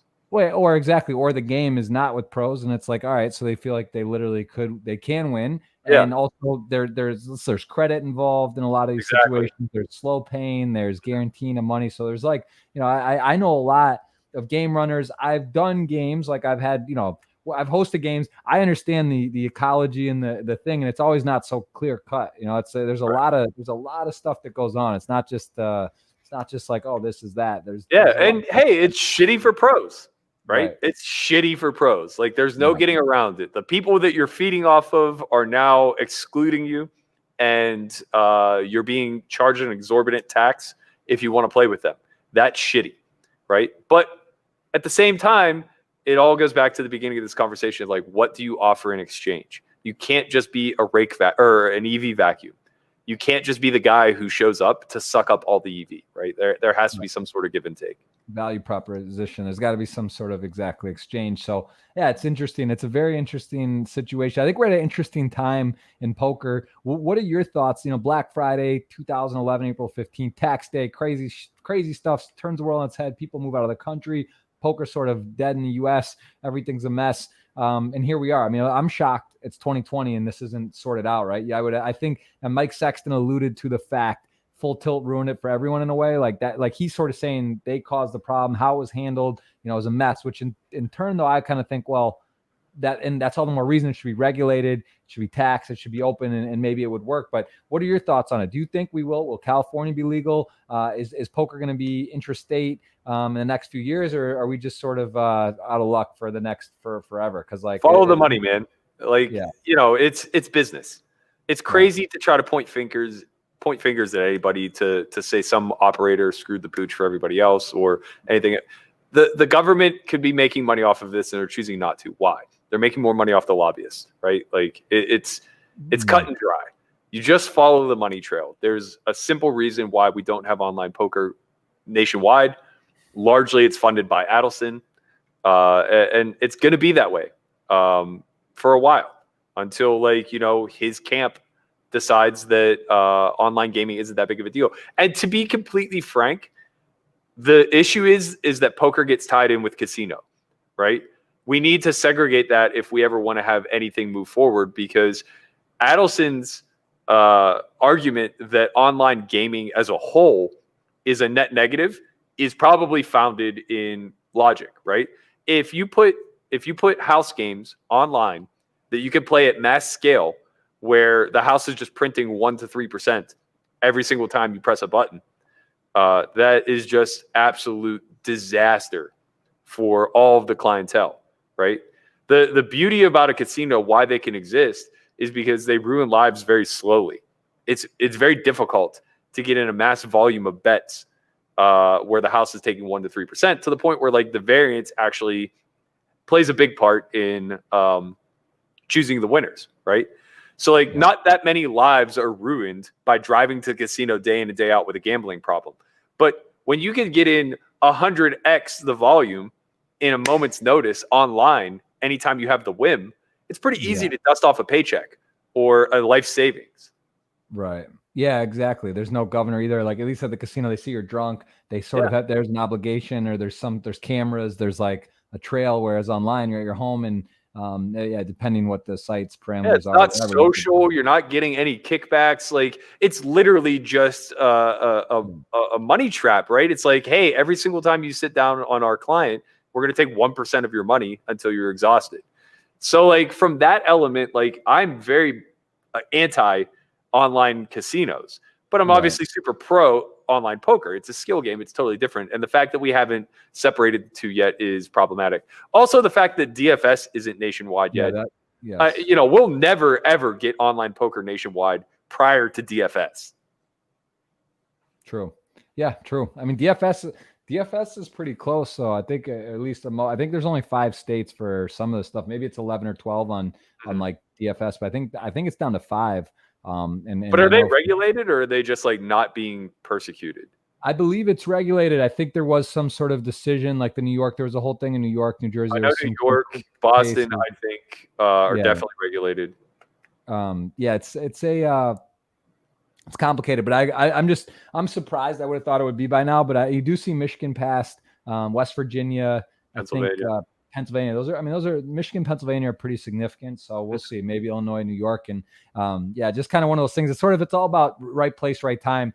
For you and I, like we said, who knows? Are we playing poker in 10 years or to this extent, or doing playing? It's like, if it becomes legal in 15 years across all the states, who knows? And maybe it's already too late for online poker at that point. Anyway, so kind of tricky. Tell me some upcoming how this works exactly, I guess, for Solve for Why. So you guys do live courses. Before we get, guys, I want to remind you, do have a chance to ask questions. If you want to go over to Twitter, we're going to give away a ticket eligible. If you ask a question, you're going to be entered, and just follow the instructions there. But we'll do a couple more from our end, and then we'll dive into the streets of Twitter. What about Solve for Why? Someone's at home, they're like, I'm interested. I see all these courses. What is Solve for Why different than a Raise Your Edge, an Upswing, a Masterclass, these other ones? What do you do differently? And is it a live or online or both component? Give me the Solve for Why rundown. Yeah, so it's both. I would say the major difference is that our main objective is root cause analysis. So Solve for Why TV, our training site, is a lot of first principle type knowledge. So in other words, we're scaling things back to the first principles of game theory, be it pot odds or range construction, or the fundamental level or layer necessary in order to actually develop a strategy. And then that's just our main objective, is helping to develop practical strategies that can be implemented in real time. The live element of it is the academy, where we allow 18 people to come in. We do a 3-day training. Half the day is just a theory discussion. The other half is the students playing on RFID tables, where Christian and I are watching the gameplay, doing commentary over it, pointing out leaks, pointing out potential strategic errors. And that's basically the game footage that the students will have to take home and study indefinitely moving forward. Is that game footage? Are you setting hand situations, seeing how they respond? Or are you just dealing out cards and then interjecting? Yeah, we're just dealing out cards and letting it play out as it may. And I get that, like, people will say, like, oh, well, that's unfair. If I get a bad distribution, then you're not going to get to see very much of my strategic errors. And it's like, yeah, maybe that's true to some degree, but over 3 days, we get to know these students pretty well.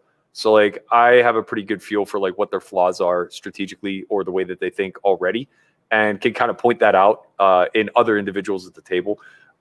So largely, like, it's not just a matter of seeing yourself play and seeing the mistakes that you make on camera, but also, like, seeing the entire game develop around you and recognize, like, comparable mistakes that are either happening in your environment that you could take advantage of, or mistakes that you're potentially making on your own.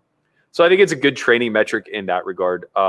During COVID, we did a 30-day course called Homeschool, where every day for 30 days, we just basically taught a lesson. It was very similar. It was set up similarly to a college curriculum. So we would do every other day was a lesson, and then every other day was a lab. The lab was just basically taking the fundamental principle that we studied in the lesson previously and demonstrating it through solver work.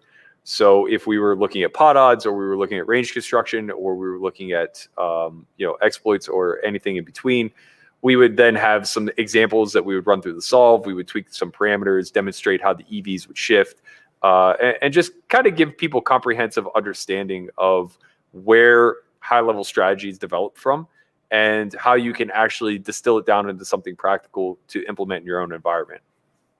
And that's awesome. What is the cost on that for people to come into these courses? What is it to get into Solve for Why? What's like the most advanced, or someone just wants to say, hey, I want to try it or do something? What are the different options? Yeah. So the cheapest version is Solve for Why TV right now. It's $9.99 a month.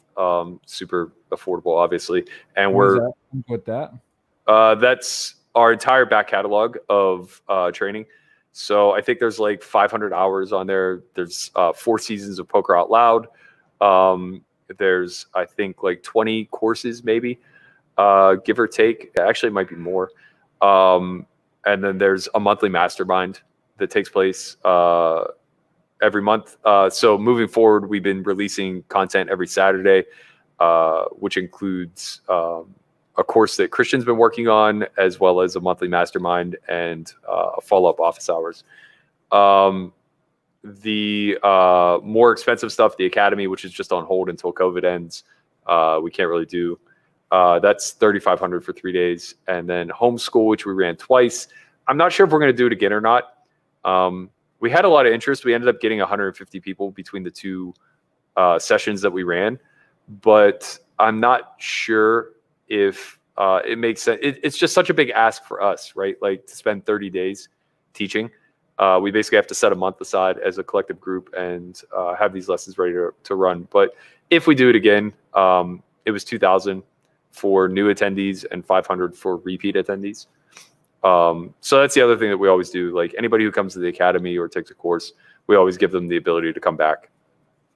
And what has been for you? Do you think that this type of learning, have you seen significant results? Like when you see people come in and they like, what is that? If someone wants to come in, what's like, is it literally someone who doesn't know the rules, or are they supposed to have sort of an understanding of like what they need to know what a big blind is, they know what position is, that's no, I would even go further than that. So we screen all of our applicants. We give them a basic, I guess it's like a 10-part questionnaire, trying to get a feel for like where they're at in their strategy development. I would say that the baseline for barrier of entry is somebody who's been playing and has experience, but has like hit a dead end in their strategy development, or are at a point where they don't know how to study. So a lot of it is, it's immersive training, but the vast majority of it is just giving people a blueprint on how to study moving forward. Very cool. Okay. Well, that's awesome. Yeah. It sounds, I've seen this, I've been there, I've seen the setup. It definitely feels very, very warm and inviting. And it's very, it seems like a very custom setup for poker, conducive to learning. And you guys have a good team in place, a great team. It's very cool. So do you have any idea when that might be back, or literally just going to play COVID by a year? Do you say like, 2021, or if stuff opens back up? Because what is going on in Las Vegas right now? Vegas is bumping, man. We are spreading the virus. You guys out are here in Vegas. Okay. Yeah. No, the casinos are open. The games are flowing and soft. It's crazy. Like, there's a lot. Glass, are they doing the plexiglass stuff now, or is that? Yeah. But there's a lot of like 510 and 1020 running around town, and it's mostly Rex.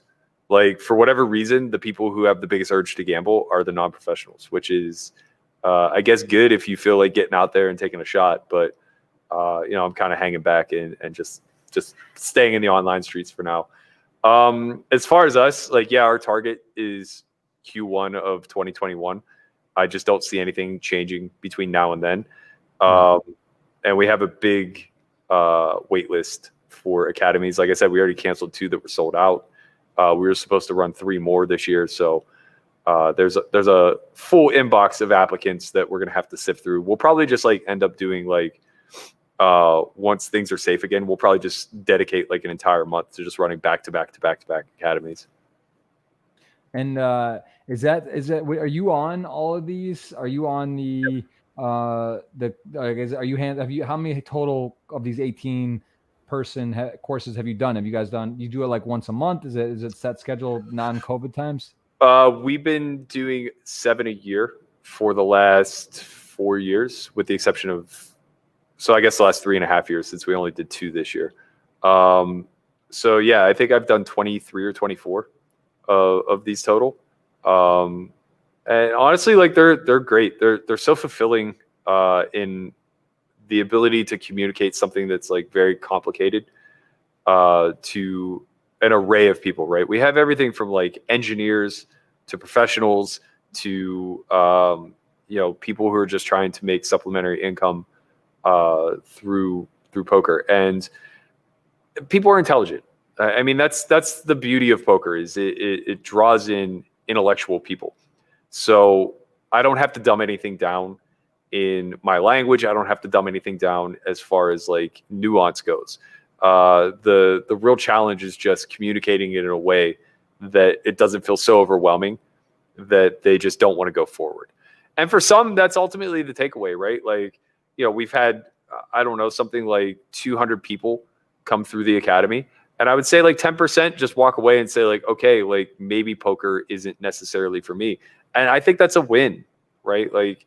Not saying that that's our ultimate goal. It's clarity, or right. It gets them to realize what it takes, or what maybe they're oh, wow, I wasn't thinking like this, and I don't want to think like this, or this is overwhelming. Or they take it the other way, and this is fun, this is great, and I can really utilize this to my advantage and do well against the others. So right. I think that's very cool. Well, let's we've been going for a while. I definitely want to get some Twitter questions and get a lot of these. Actually, we've either covered, or I actually am curious about myself. Let's just kind of kick in. Is there anything you want to say? Is there anything else you want to touch on? I mean, we've covered a lot. We've you mentioned the state of Vegas and COVID. So in terms of you, are you like ordering food then mostly? Are you going out getting stuff? Have you been outside and around? You just I just cook. I get out. I play pickleball 3-4 nights a week. Fastest growing sport in America. Bro, it is so much fun. That's a fun game for sure. I'm telling you, like 38, you're like in your prime. So it's just a good game. It's like I got 20 more years of this for sure. Yes. I'd like to start playing basketball again, but they haven't put the hoops back up publicly, and gyms are kind of like sketch. Some are open, some are closed. It's not really a place I want to be. But yeah, I mean, I've been doing like I just started training again with my trainer, but it's a very small, intimate gym, so like I'm not really worried about that. I get out a little bit, like I said, playing pickleball, but mostly it's just staying in and doing my due diligence to not be a carrier, I guess. Right. Yeah, makes sense. And now that WSOP is over for the in the US version, GG has WSOP, Party Poker Scott, WPT. Do you have accounts set up for out of the country? What would you consider? Are you going to take a trip? Are you going to go somewhere and play anything? They got some major stuff coming up on both those sites. What's your take on that? Tentatively, I am booked to go to Tulum August 28th to the 8th. Tentatively. I'm on the fence. I'm leaning towards going, and if I go, I'll stream. But have you been to Tulum? Do you know about Tulum? No. Okay, no. Well, I've gone there. That was actually, that's on one of my favorite places to go list. I will say the internet in that particular area, you may end up in Playa del Carmen nearby. Tulum, there is a place that I know that has good internet, and it's not right on the beach, but it's very close, and it's pretty nice. They got a nice gym, nice workout, really nice, and I could send you that info, but I don't know where you're planning on staying, but I think you'd have a hard time streaming most areas of Tulum, but there is one place I do know of that works, but that's definitely a good area to come. That'd be great if you could send anything over my way. I guess I didn't really even think about the internet issue. I just kind of assumed that all resorts would be pretty good. Tulum, I spent a decent chunk there doing it, and it was a real production, and finally found a place that was good, and I think it's where you'd want to go, but it's probably better now anyway, but Tulum is magical, man. Whatever, even if it worst case you're there and you get to play online but not stream as much or something, it's not the end of the world, but obviously playing some of those marquee events, it's nice to flick a stream on. Even those ones you can really one or two table anyway, and it's fun. Yeah, I mean, you're playing such high stakes at that point. Like, I'm not going to be trying to mass multi-table. Yeah, it's tricky though. On some Sundays, like you start looking at multiple sites and you're like, oh, well, there's this, that. How do I pass this guarantee? And this is overlaying. Especially when I'm used to playing like 100K guarantee, and then suddenly like I have 3 or 4 sites up. It's like, oh, there's many $500,000 guarantees or more. Yeah, it's different. All right, let's dive in here to some of these questions. Right off the bat, we've got Ghost of M, the man, asking about the Apostle situation, and if he thinks there is a path to resolve the issues that came up as a result of the scandal. Have you followed this at all? I mean, this actually falls in the content side, right? There's streams, and you've been a part of streams and gaming. What do you think on this whole thing? Just give me it's a deep subject. Give me like just a kind of overall view on this. It's a really shitty lack of resolution. Basically, the way California law works out is the courts have zero interest in handling any sort of gambling disputes. So effectively, it just puts people in a position where it's buyer beware anytime that you're playing poker in California.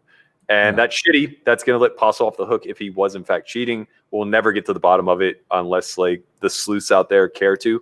And there won't ever be any restitution, even if we do prove that he's a cheater. The courts just don't care and won't back it.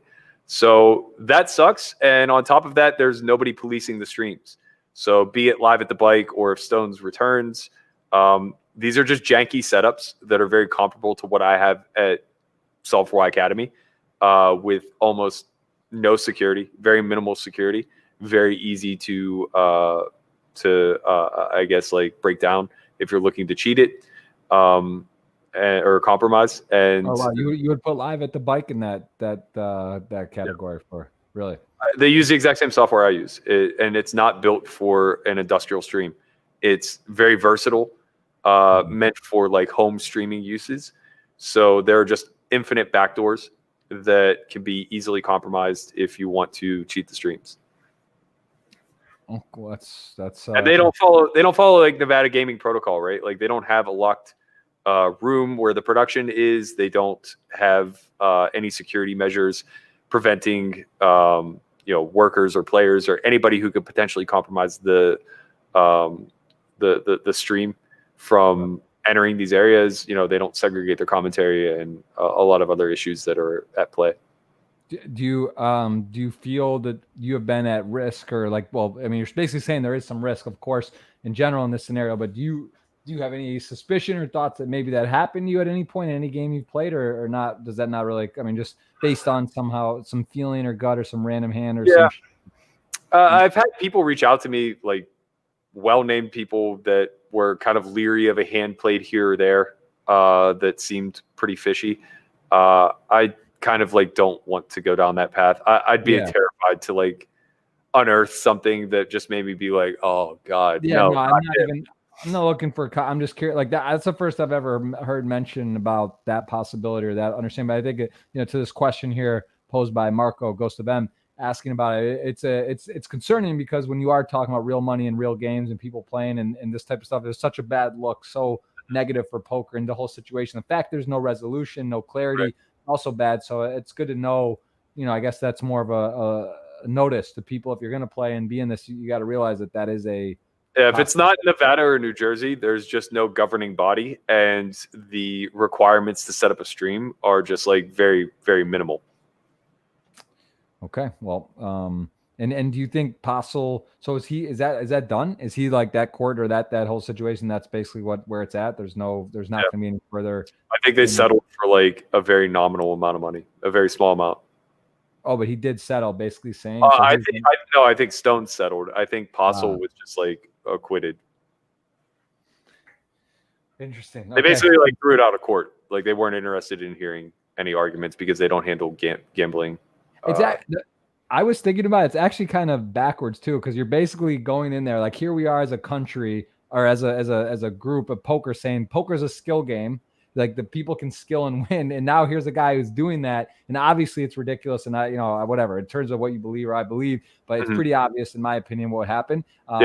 The point is, it's like now you're going to court and saying, well, it is like this is too impossible because it's kind of like weird too. It's like, wait, they just already had precedent set where it's just like we as California court will not entertain anything that has to do with gambling, be it debts, be it cheating or anything of the like, because that's just not our jurisdiction. Like these are all on, they all fall under like other realms, be it Indian casinos or just card rooms like Commerce and the Biker set up under, and they just already had that precedent set where it's just like, well, we're not going to be the mediator.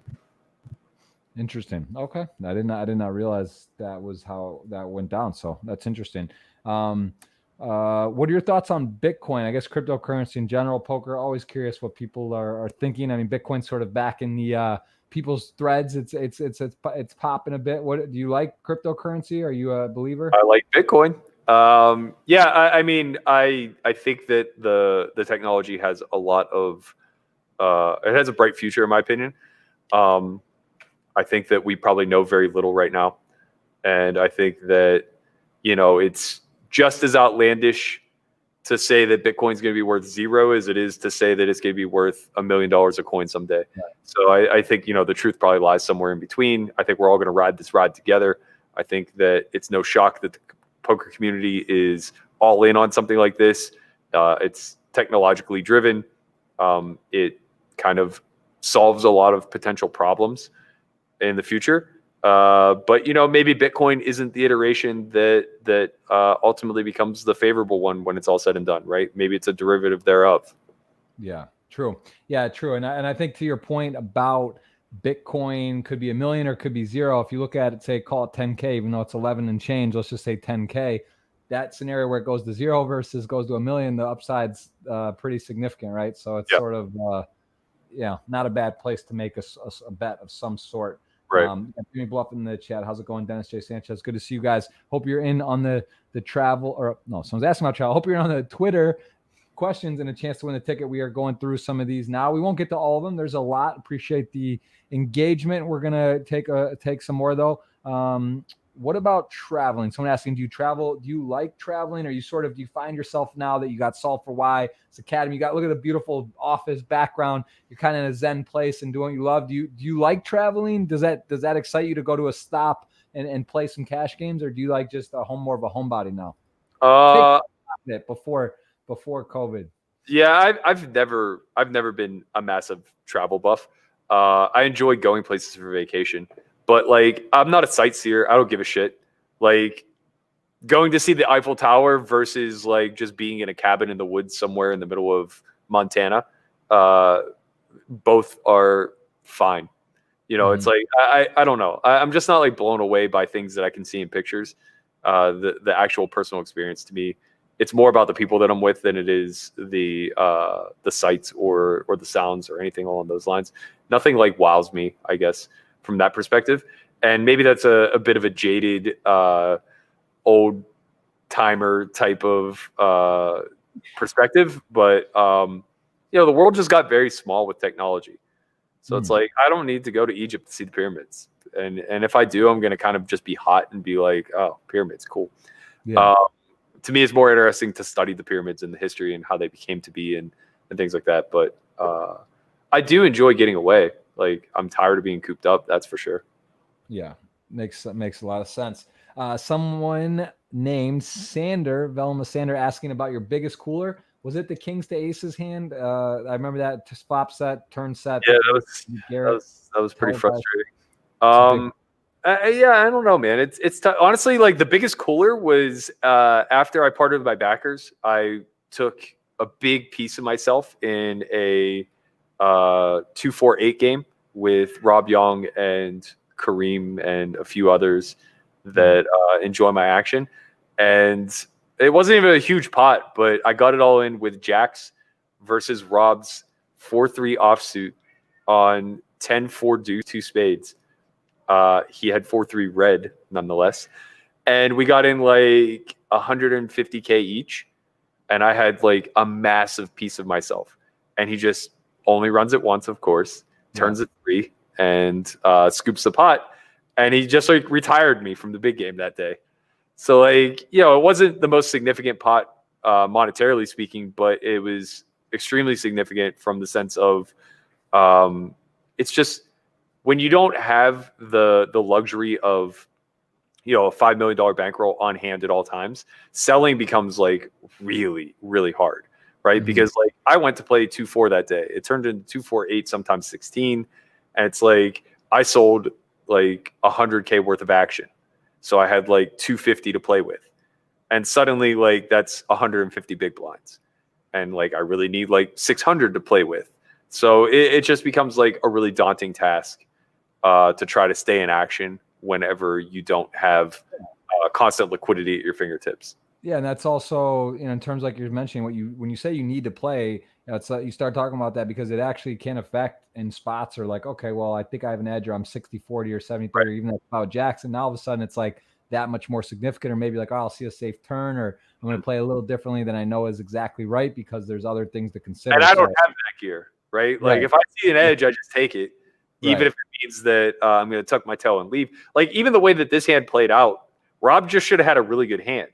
But I know Rob, and I know he likes to gamble, and it's just like, well, I'm not fucking folding an overpair when this guy's check raising on 10-4 deuce. Right. And, I was right, but I got retired. Right.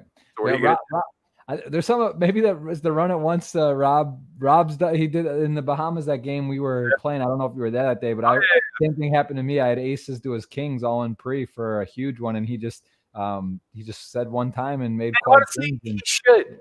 Right?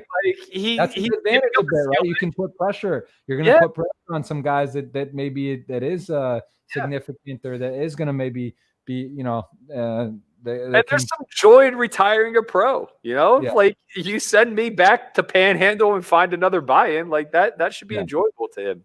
Right. It's there's a bit of there's something there for sure. And I think for Rob though in particular that I respect too people who do that. They do it the same because he doesn't Yeah, want to play favorites. I'm not going to do it for yeah. this guy, he's my friend, or this spot, or he's just Mhm. easier to not have to deal with it either. If you just do it like that, then not you don't have to think about all the other things that follow. Someone Jimmy Bluffett's asking about the Pirates. Are you a Pittsburgh Pirates fan? Are you big baseball Yeah, fan?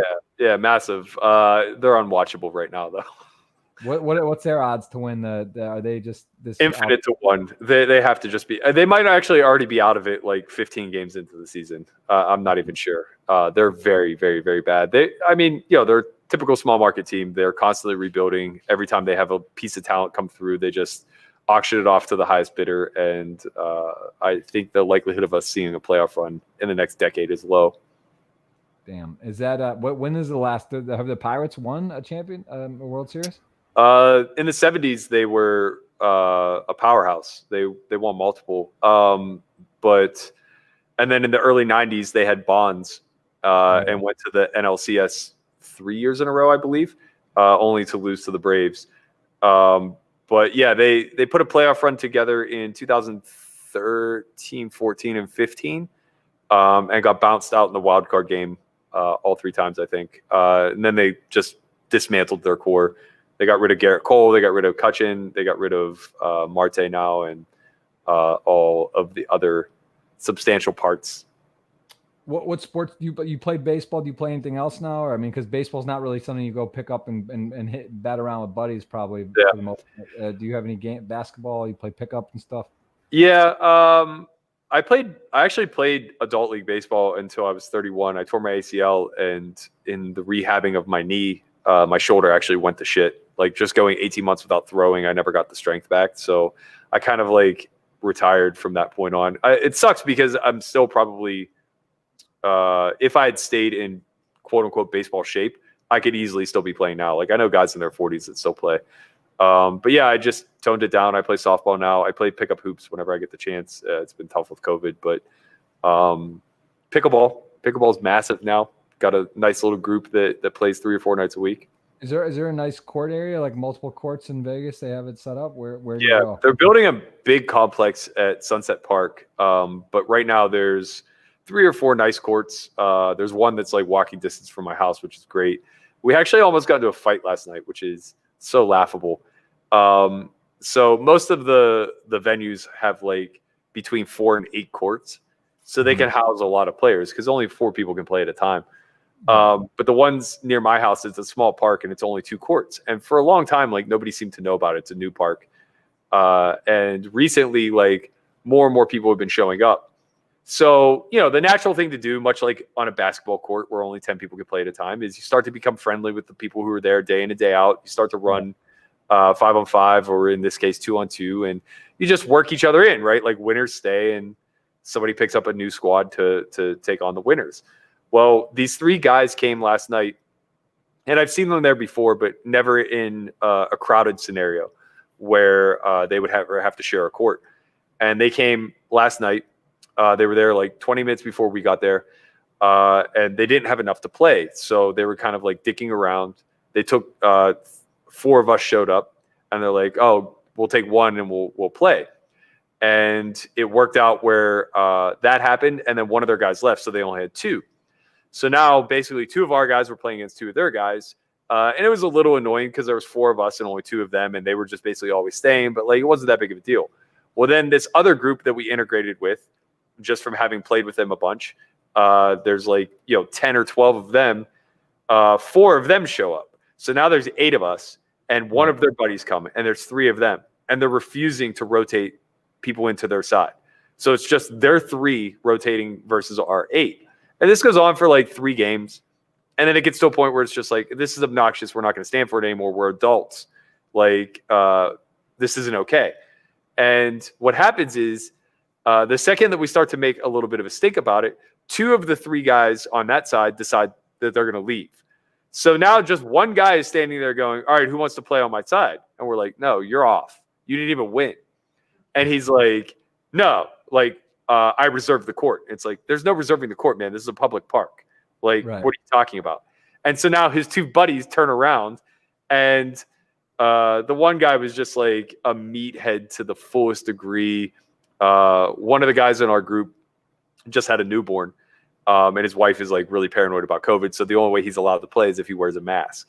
Mm-hmm. And this meathead is just like super Trumpian and like basically, calling him a pussy for wearing a mask and like telling him COVID's a hoax and like all this other nonsense. And we're trying to like be, just logical. We're like, listen, like we all live close here.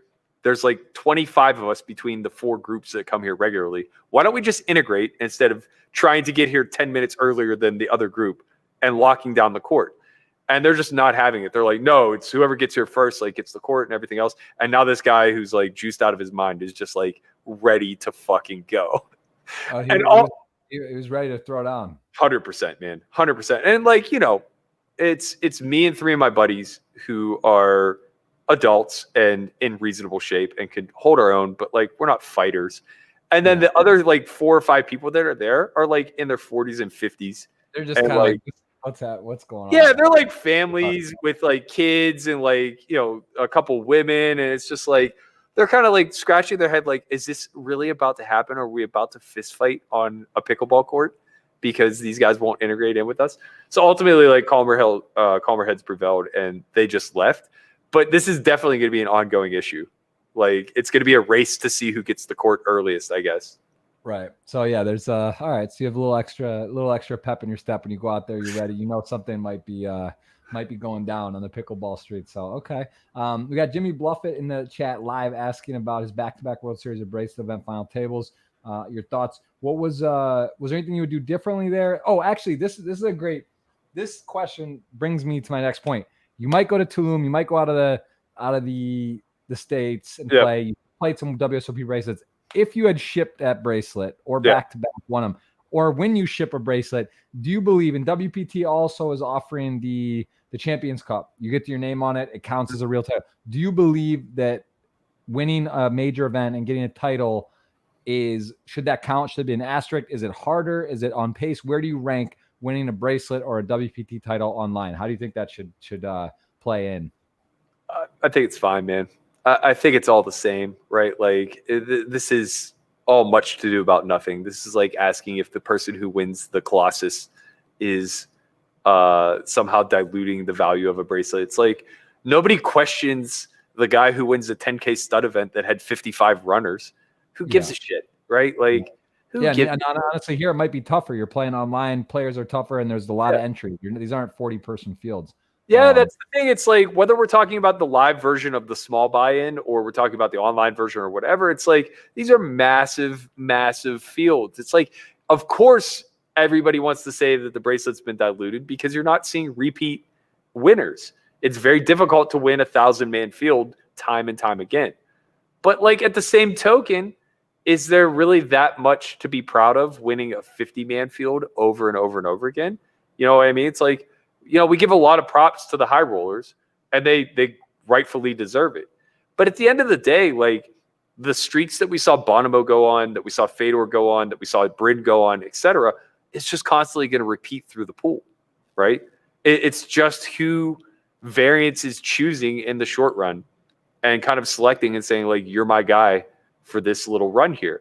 It's not obscene. It's not that shocking to see a guy win 7, 8, 9 events over the course of a year. Like, it's going to happen. Variance is going to choose somebody time and time again. So, like, I don't know. I don't see the need to try to give too much or too little credit to winners. It just is what it is. It's a nice addition to winning a tournament. You get a piece of hardware. It's COVID, right? There's a pivot. There's a change. Yeah. You gotta adapt. You gotta adjust to the times. What do you think about esports? Do you have any interest in getting involved in esports? Would that be like a team? Do you think investing? There's the arena nearby, right? Yeah. At the Luxor.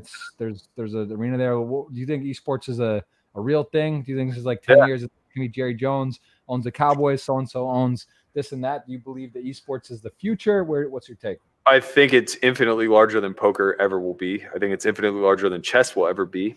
I think it's very difficult for me I just don't know enough. right? Like I'm just not tapped enough into that market. I have no idea. Yeah, I think it could easily rival major sports in some capacity, especially in countries outside of the U.S. where sports might not be quite as adorned as they are here.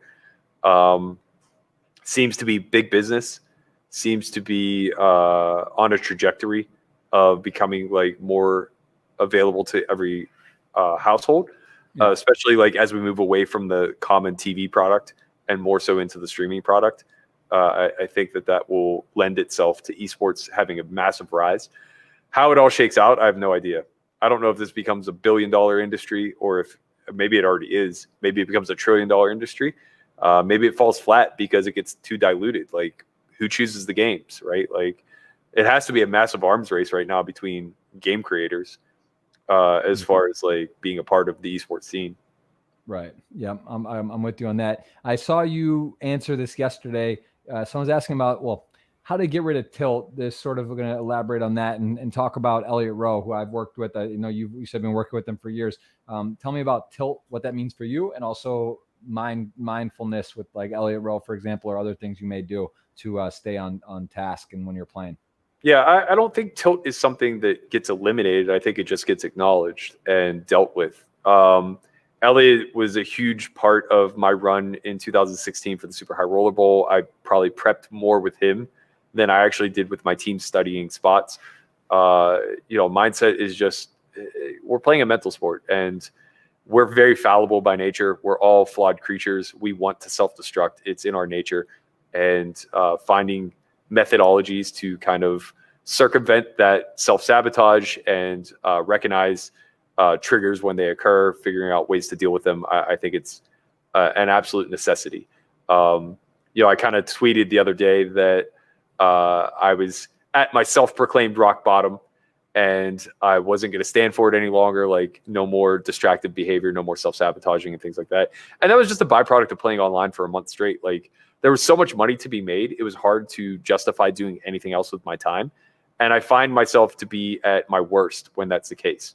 Because if I have the opportunity to work out or play online, I just look at the lobby and I say, well, there's a reason to play online. There's a lot of money to be made. And Elliot hit me up and he's like, you still have sessions.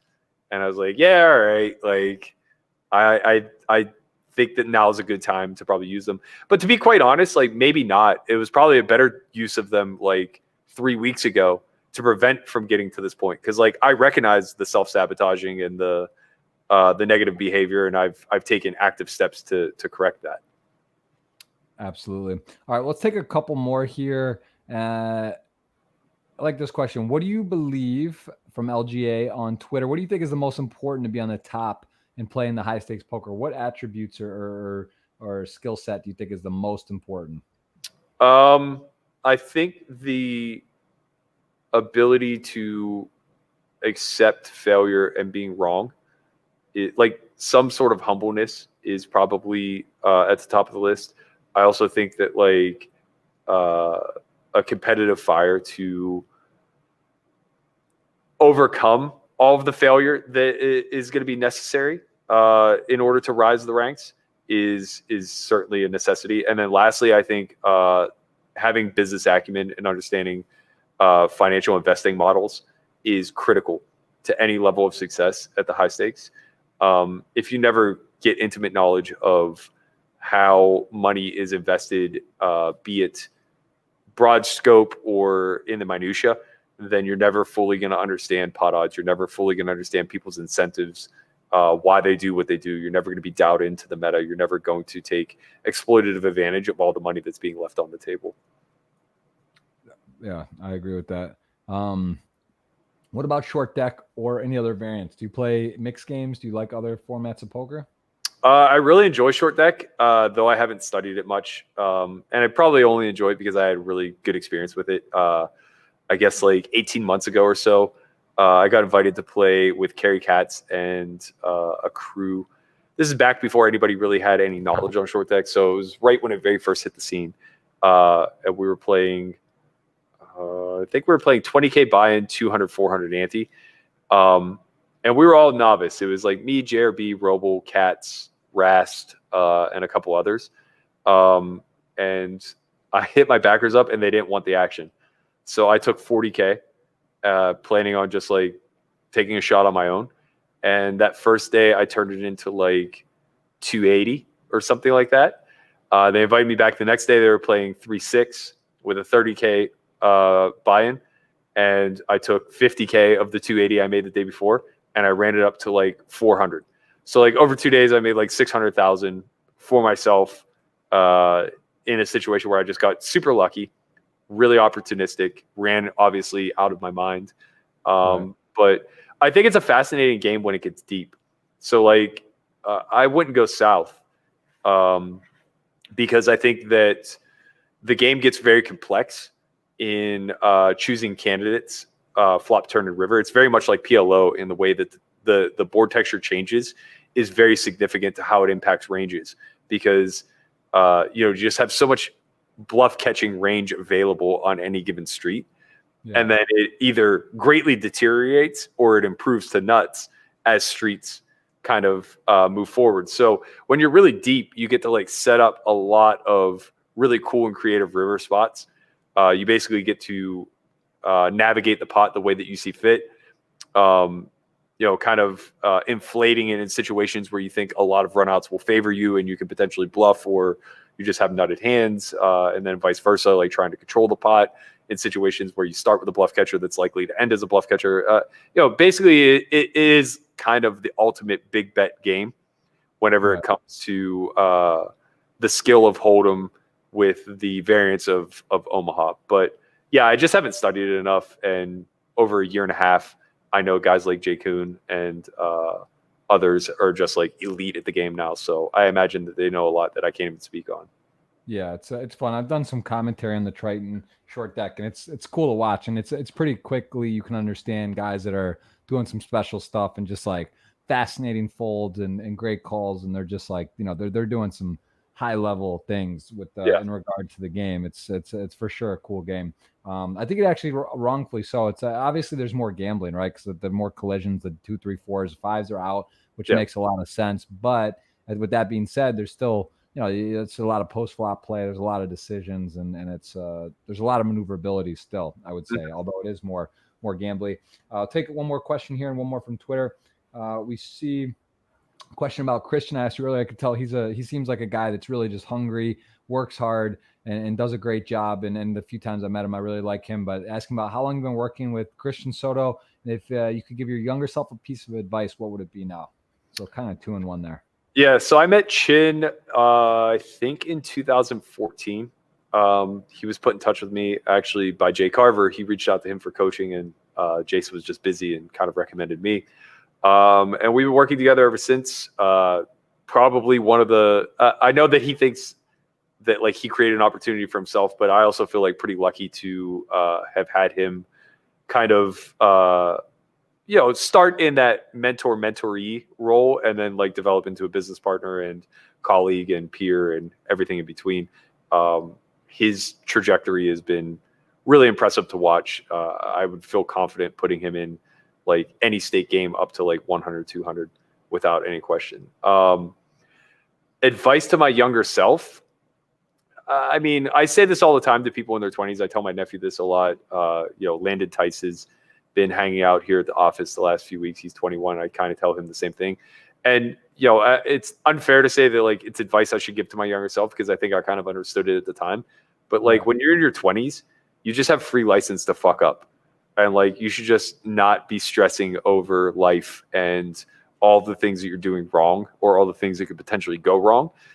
This is your decade to just like test, try, fail, get off your feet, get off your ass, dust yourself off, and do it all over again. Like I look back at my 20s and it was tumultuous, man. It was like the amount of times that I had 10,000 to 60,000 were laughable for a guy my age. And the amount of times that I ran that down close to zero was inevitable. But had I not done that, I wouldn't be in the position that I'm in now. I'm certain of that. Like the stories of the guy who deposited his once $5 and then just like runs it to the moon and never looks back. It's like, in some ways, he was probably stripped of a lot of life lessons and also a lot of like his 20s, because in order to do that with diligence and the maturity of a 30-plus-year-old adult, you have to be sacrificing a lot of the impulses and the risks that you're afforded to take at 20.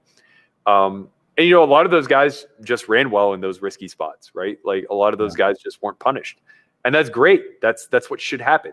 There should be some people who throw caution to the wind and say, like, fuck it, I'm going to start a tech company at 21 and it's Facebook now, you know, or fuck it, I have $100,000. I'm going to go sit 100, 200 in rail heaven and see what happens. And then they're Isildur, you know, like that just should happen sometimes.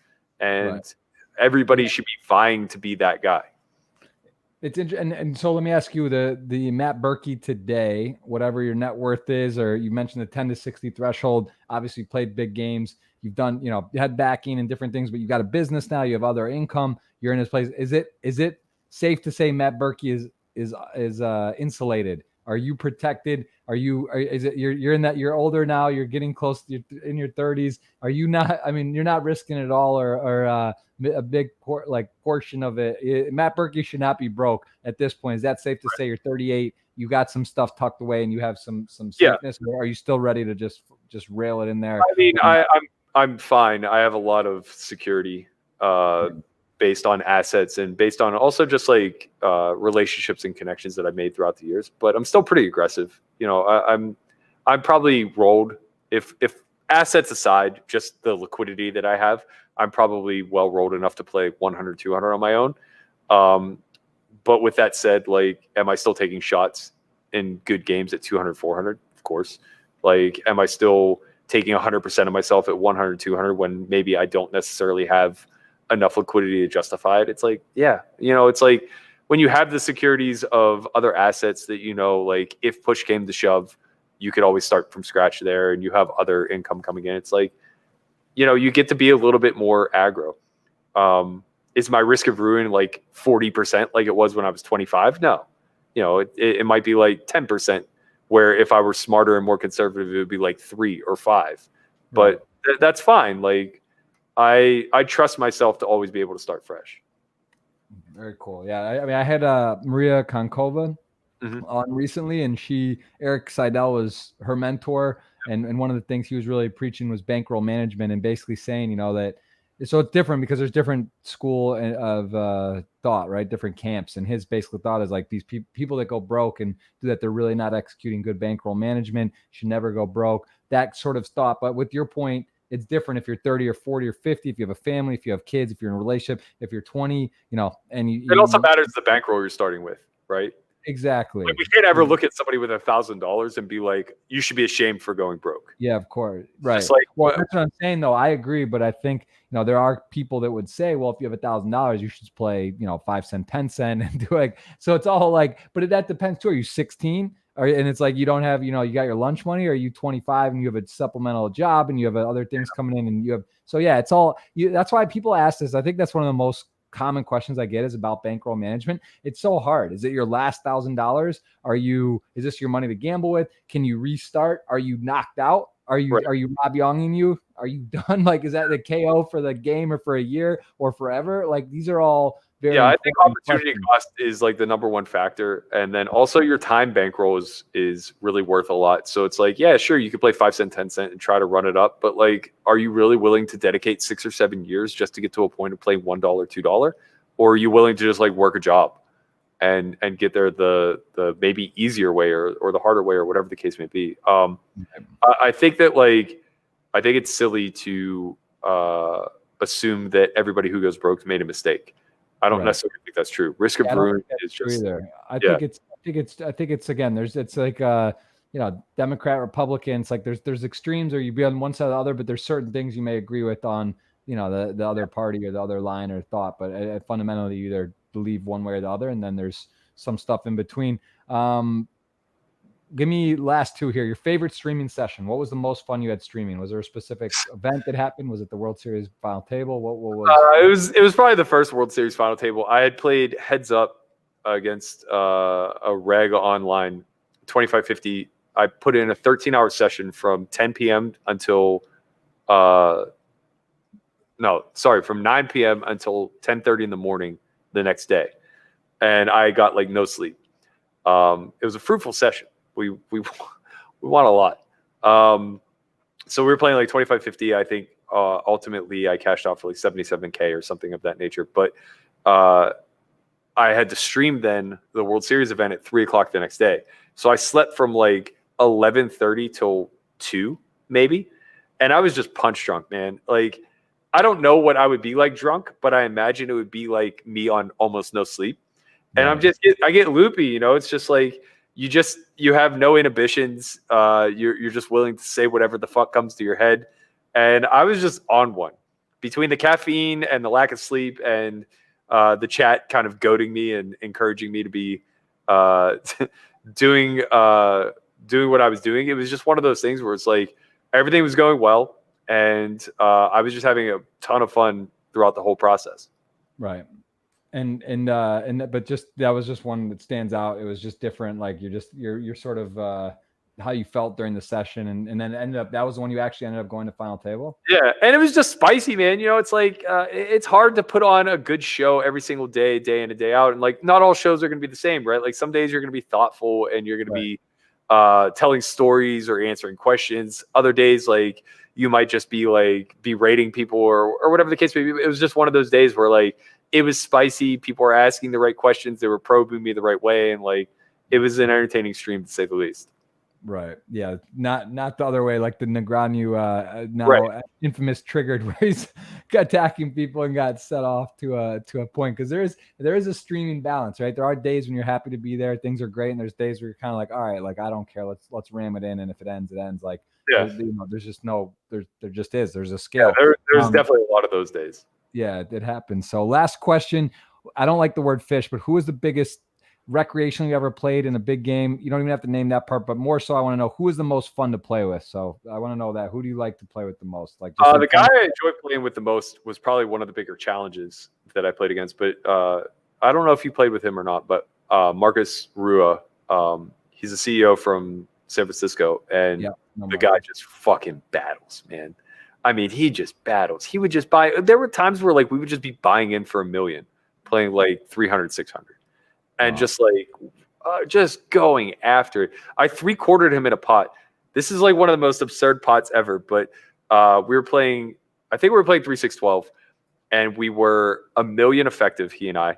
The game wasn't super soft. It was like me, him, Rast, Seaver, Doc Sands, and a couple others. And it went, Seaver opened under the gun. Doc Sands 3-bet. Marcus cold called. I 4-bet squeezed Queen Jack of Diamonds from the big to like 30,000. Everybody folds back to Marcus, and he calls, and it comes like Jack. I think it was like Jack 9, 8, 1 diamond. I have Queen Jack of Diamonds, 2 spades, and he. Let me think how this worked out. Yeah, that's right. So I lead for like, I don't know. I think I led for like 2/3 pot. So like maybe 50K. He calls. Turn is the 10 of diamonds, giving me the straight to the queen and the queen high flush draw. Obviously king, queen, those the nuts. And it just happens that like we get all the money in. I think I checked. No, I think I bet he raised and I ripped and he called, whatever. And neither of us turn our hands over, which is so silly in this particular instance, right? Like there are 2 flush draws available. Like any queen is a straight, whatever. Oh, sorry. The flop wasn't Jack 9-8. It was Queen 9-8, and the turn was a 10. So any Jack is a straight. So we get it all in and we run it twice. And the first one's a diamond, and the second one is a brick. And I go, I think the top one at least is me. And I table my hand, and he just goes white. He's so sick. He has Jack 5 of spades. So like we were free rolling each other. We would have just chopped the pot if we had tabled our hands on the turn. Instead, I 3/4 him in a $2 million pot. So I win 1 point. I profit like 800K or whatever in the hand in a situation where we're like we would have just chopped the pot had we seen each other's hands. Wow. Yeah, he's I know he's a sicko for sure. Yeah, he's so sick. He might have just ran it. He might have just been like, "Fuck it, go." Yeah, let's go for it. Wow, very, very, very intense. Well, listen, I've learned a lot. I remember us actually talking at the Venetian a couple years ago, maybe 2-3 summers ago, and we were saying we should do a podcast. We did a little YouTube bit, but yeah, we battled a bit, not a ton, but we played some high stakes cash, and again, I think your reputation precedes you. People know that you are you're a fixture in the poker world. You do a lot of content and provide a lot for the community. So appreciate that. Thank you for taking the time on here. If you have anything else you want to close with, let me know. If there's anything you want to mention coming up, and we are going to do a retweet giveaway. So I'm just copied this tweet and queue that up so you can choose someone for that. Is there anything else that you want to touch on? I think we covered a ton. No, I think our vlogcast is going to be live either today or tomorrow. Chin is going to be co-hosting with Landon Tice, so they're going to do a little bit about the live stake of poker. If you guys haven't been watching that, give it a view. And then I might just start streaming again towards the end of the month if I decide to go to Mexico. Yeah, be careful. I'll try to find that. I have to dig it up, but I remember the place. It's my wife will know, but we stayed there for a while, and it's a nice little park, a nice community area. It was pretty new, and restaurant and real nice gym and good internet, and it's clean and nice, and it's awesome. 5-minute ride to the beach or 3-minute ride or whatever. It's a good restaurant. And so, all right, let's you tell me when, and I'm going to go ahead and someone's going to win this Party Poker $33 ticket. So you just tell me when. All right. Stop. Boom, go, stop, whatever it is. Someone's getting a ticket, and we're going to be back tomorrow. We got Antonio Esfandiari on the podcast for a second time. That'll be fun at 3 p.m. Eastern, and Fabio did win the ticket. We'll message him. Thank you for that. Thank you for being here. And Matt, I'm sure we'll battle hopefully on some stuff online when we're out of the country, and I'll be able to go heads up maybe for a bracelet, have something good. I don't know. What's your best finish? And is it you've gotten several final tables, some 6 maxes. I know. What's your World Series finish? You have I think I have 2 or 3 third place finishes. It's hard, man. It's hard to win, but it comes in waves. You know how it goes. It just comes fast. You might as well be streaming it. Winning a bracelet streaming seems right. So I hope to join you for that. So thanks again. We'll see you soon. And this will be out on all the different podcast outlets. And I'll send you the link when we get that done. So thanks again. Thanks, man. All right, Matt. All right, guys. That's Matt Berkey. You can follow him on Twitter, Instagram, all the different outlets. Solve for Why on YouTube. And again, knows his stuff, plays the highest of stakes, battles, and you guys will be able to see more streams from him and content coming up. And again, we'll see you for Antonio Esfandiari tomorrow afternoon, 3 p.m. Eastern. Can't wait for that. Going to be a lot of fun. And we do have a tweet out on that right now. You can see we got the schedule posted for the week up top. Also a retweet on that. And then the man, the myth, the magician coming in. One of my very, very close dear friends. Going to be fun to chat with him and catch up with him. He's a dad now, 2 children, and he is he's not grinding the tournament circuit at the moment, but he's definitely involved in poker, and he was just battling with Phil Hellmuth on the duel. So we look forward to that. We'll see you tomorrow. Thank you so much. Have a great day.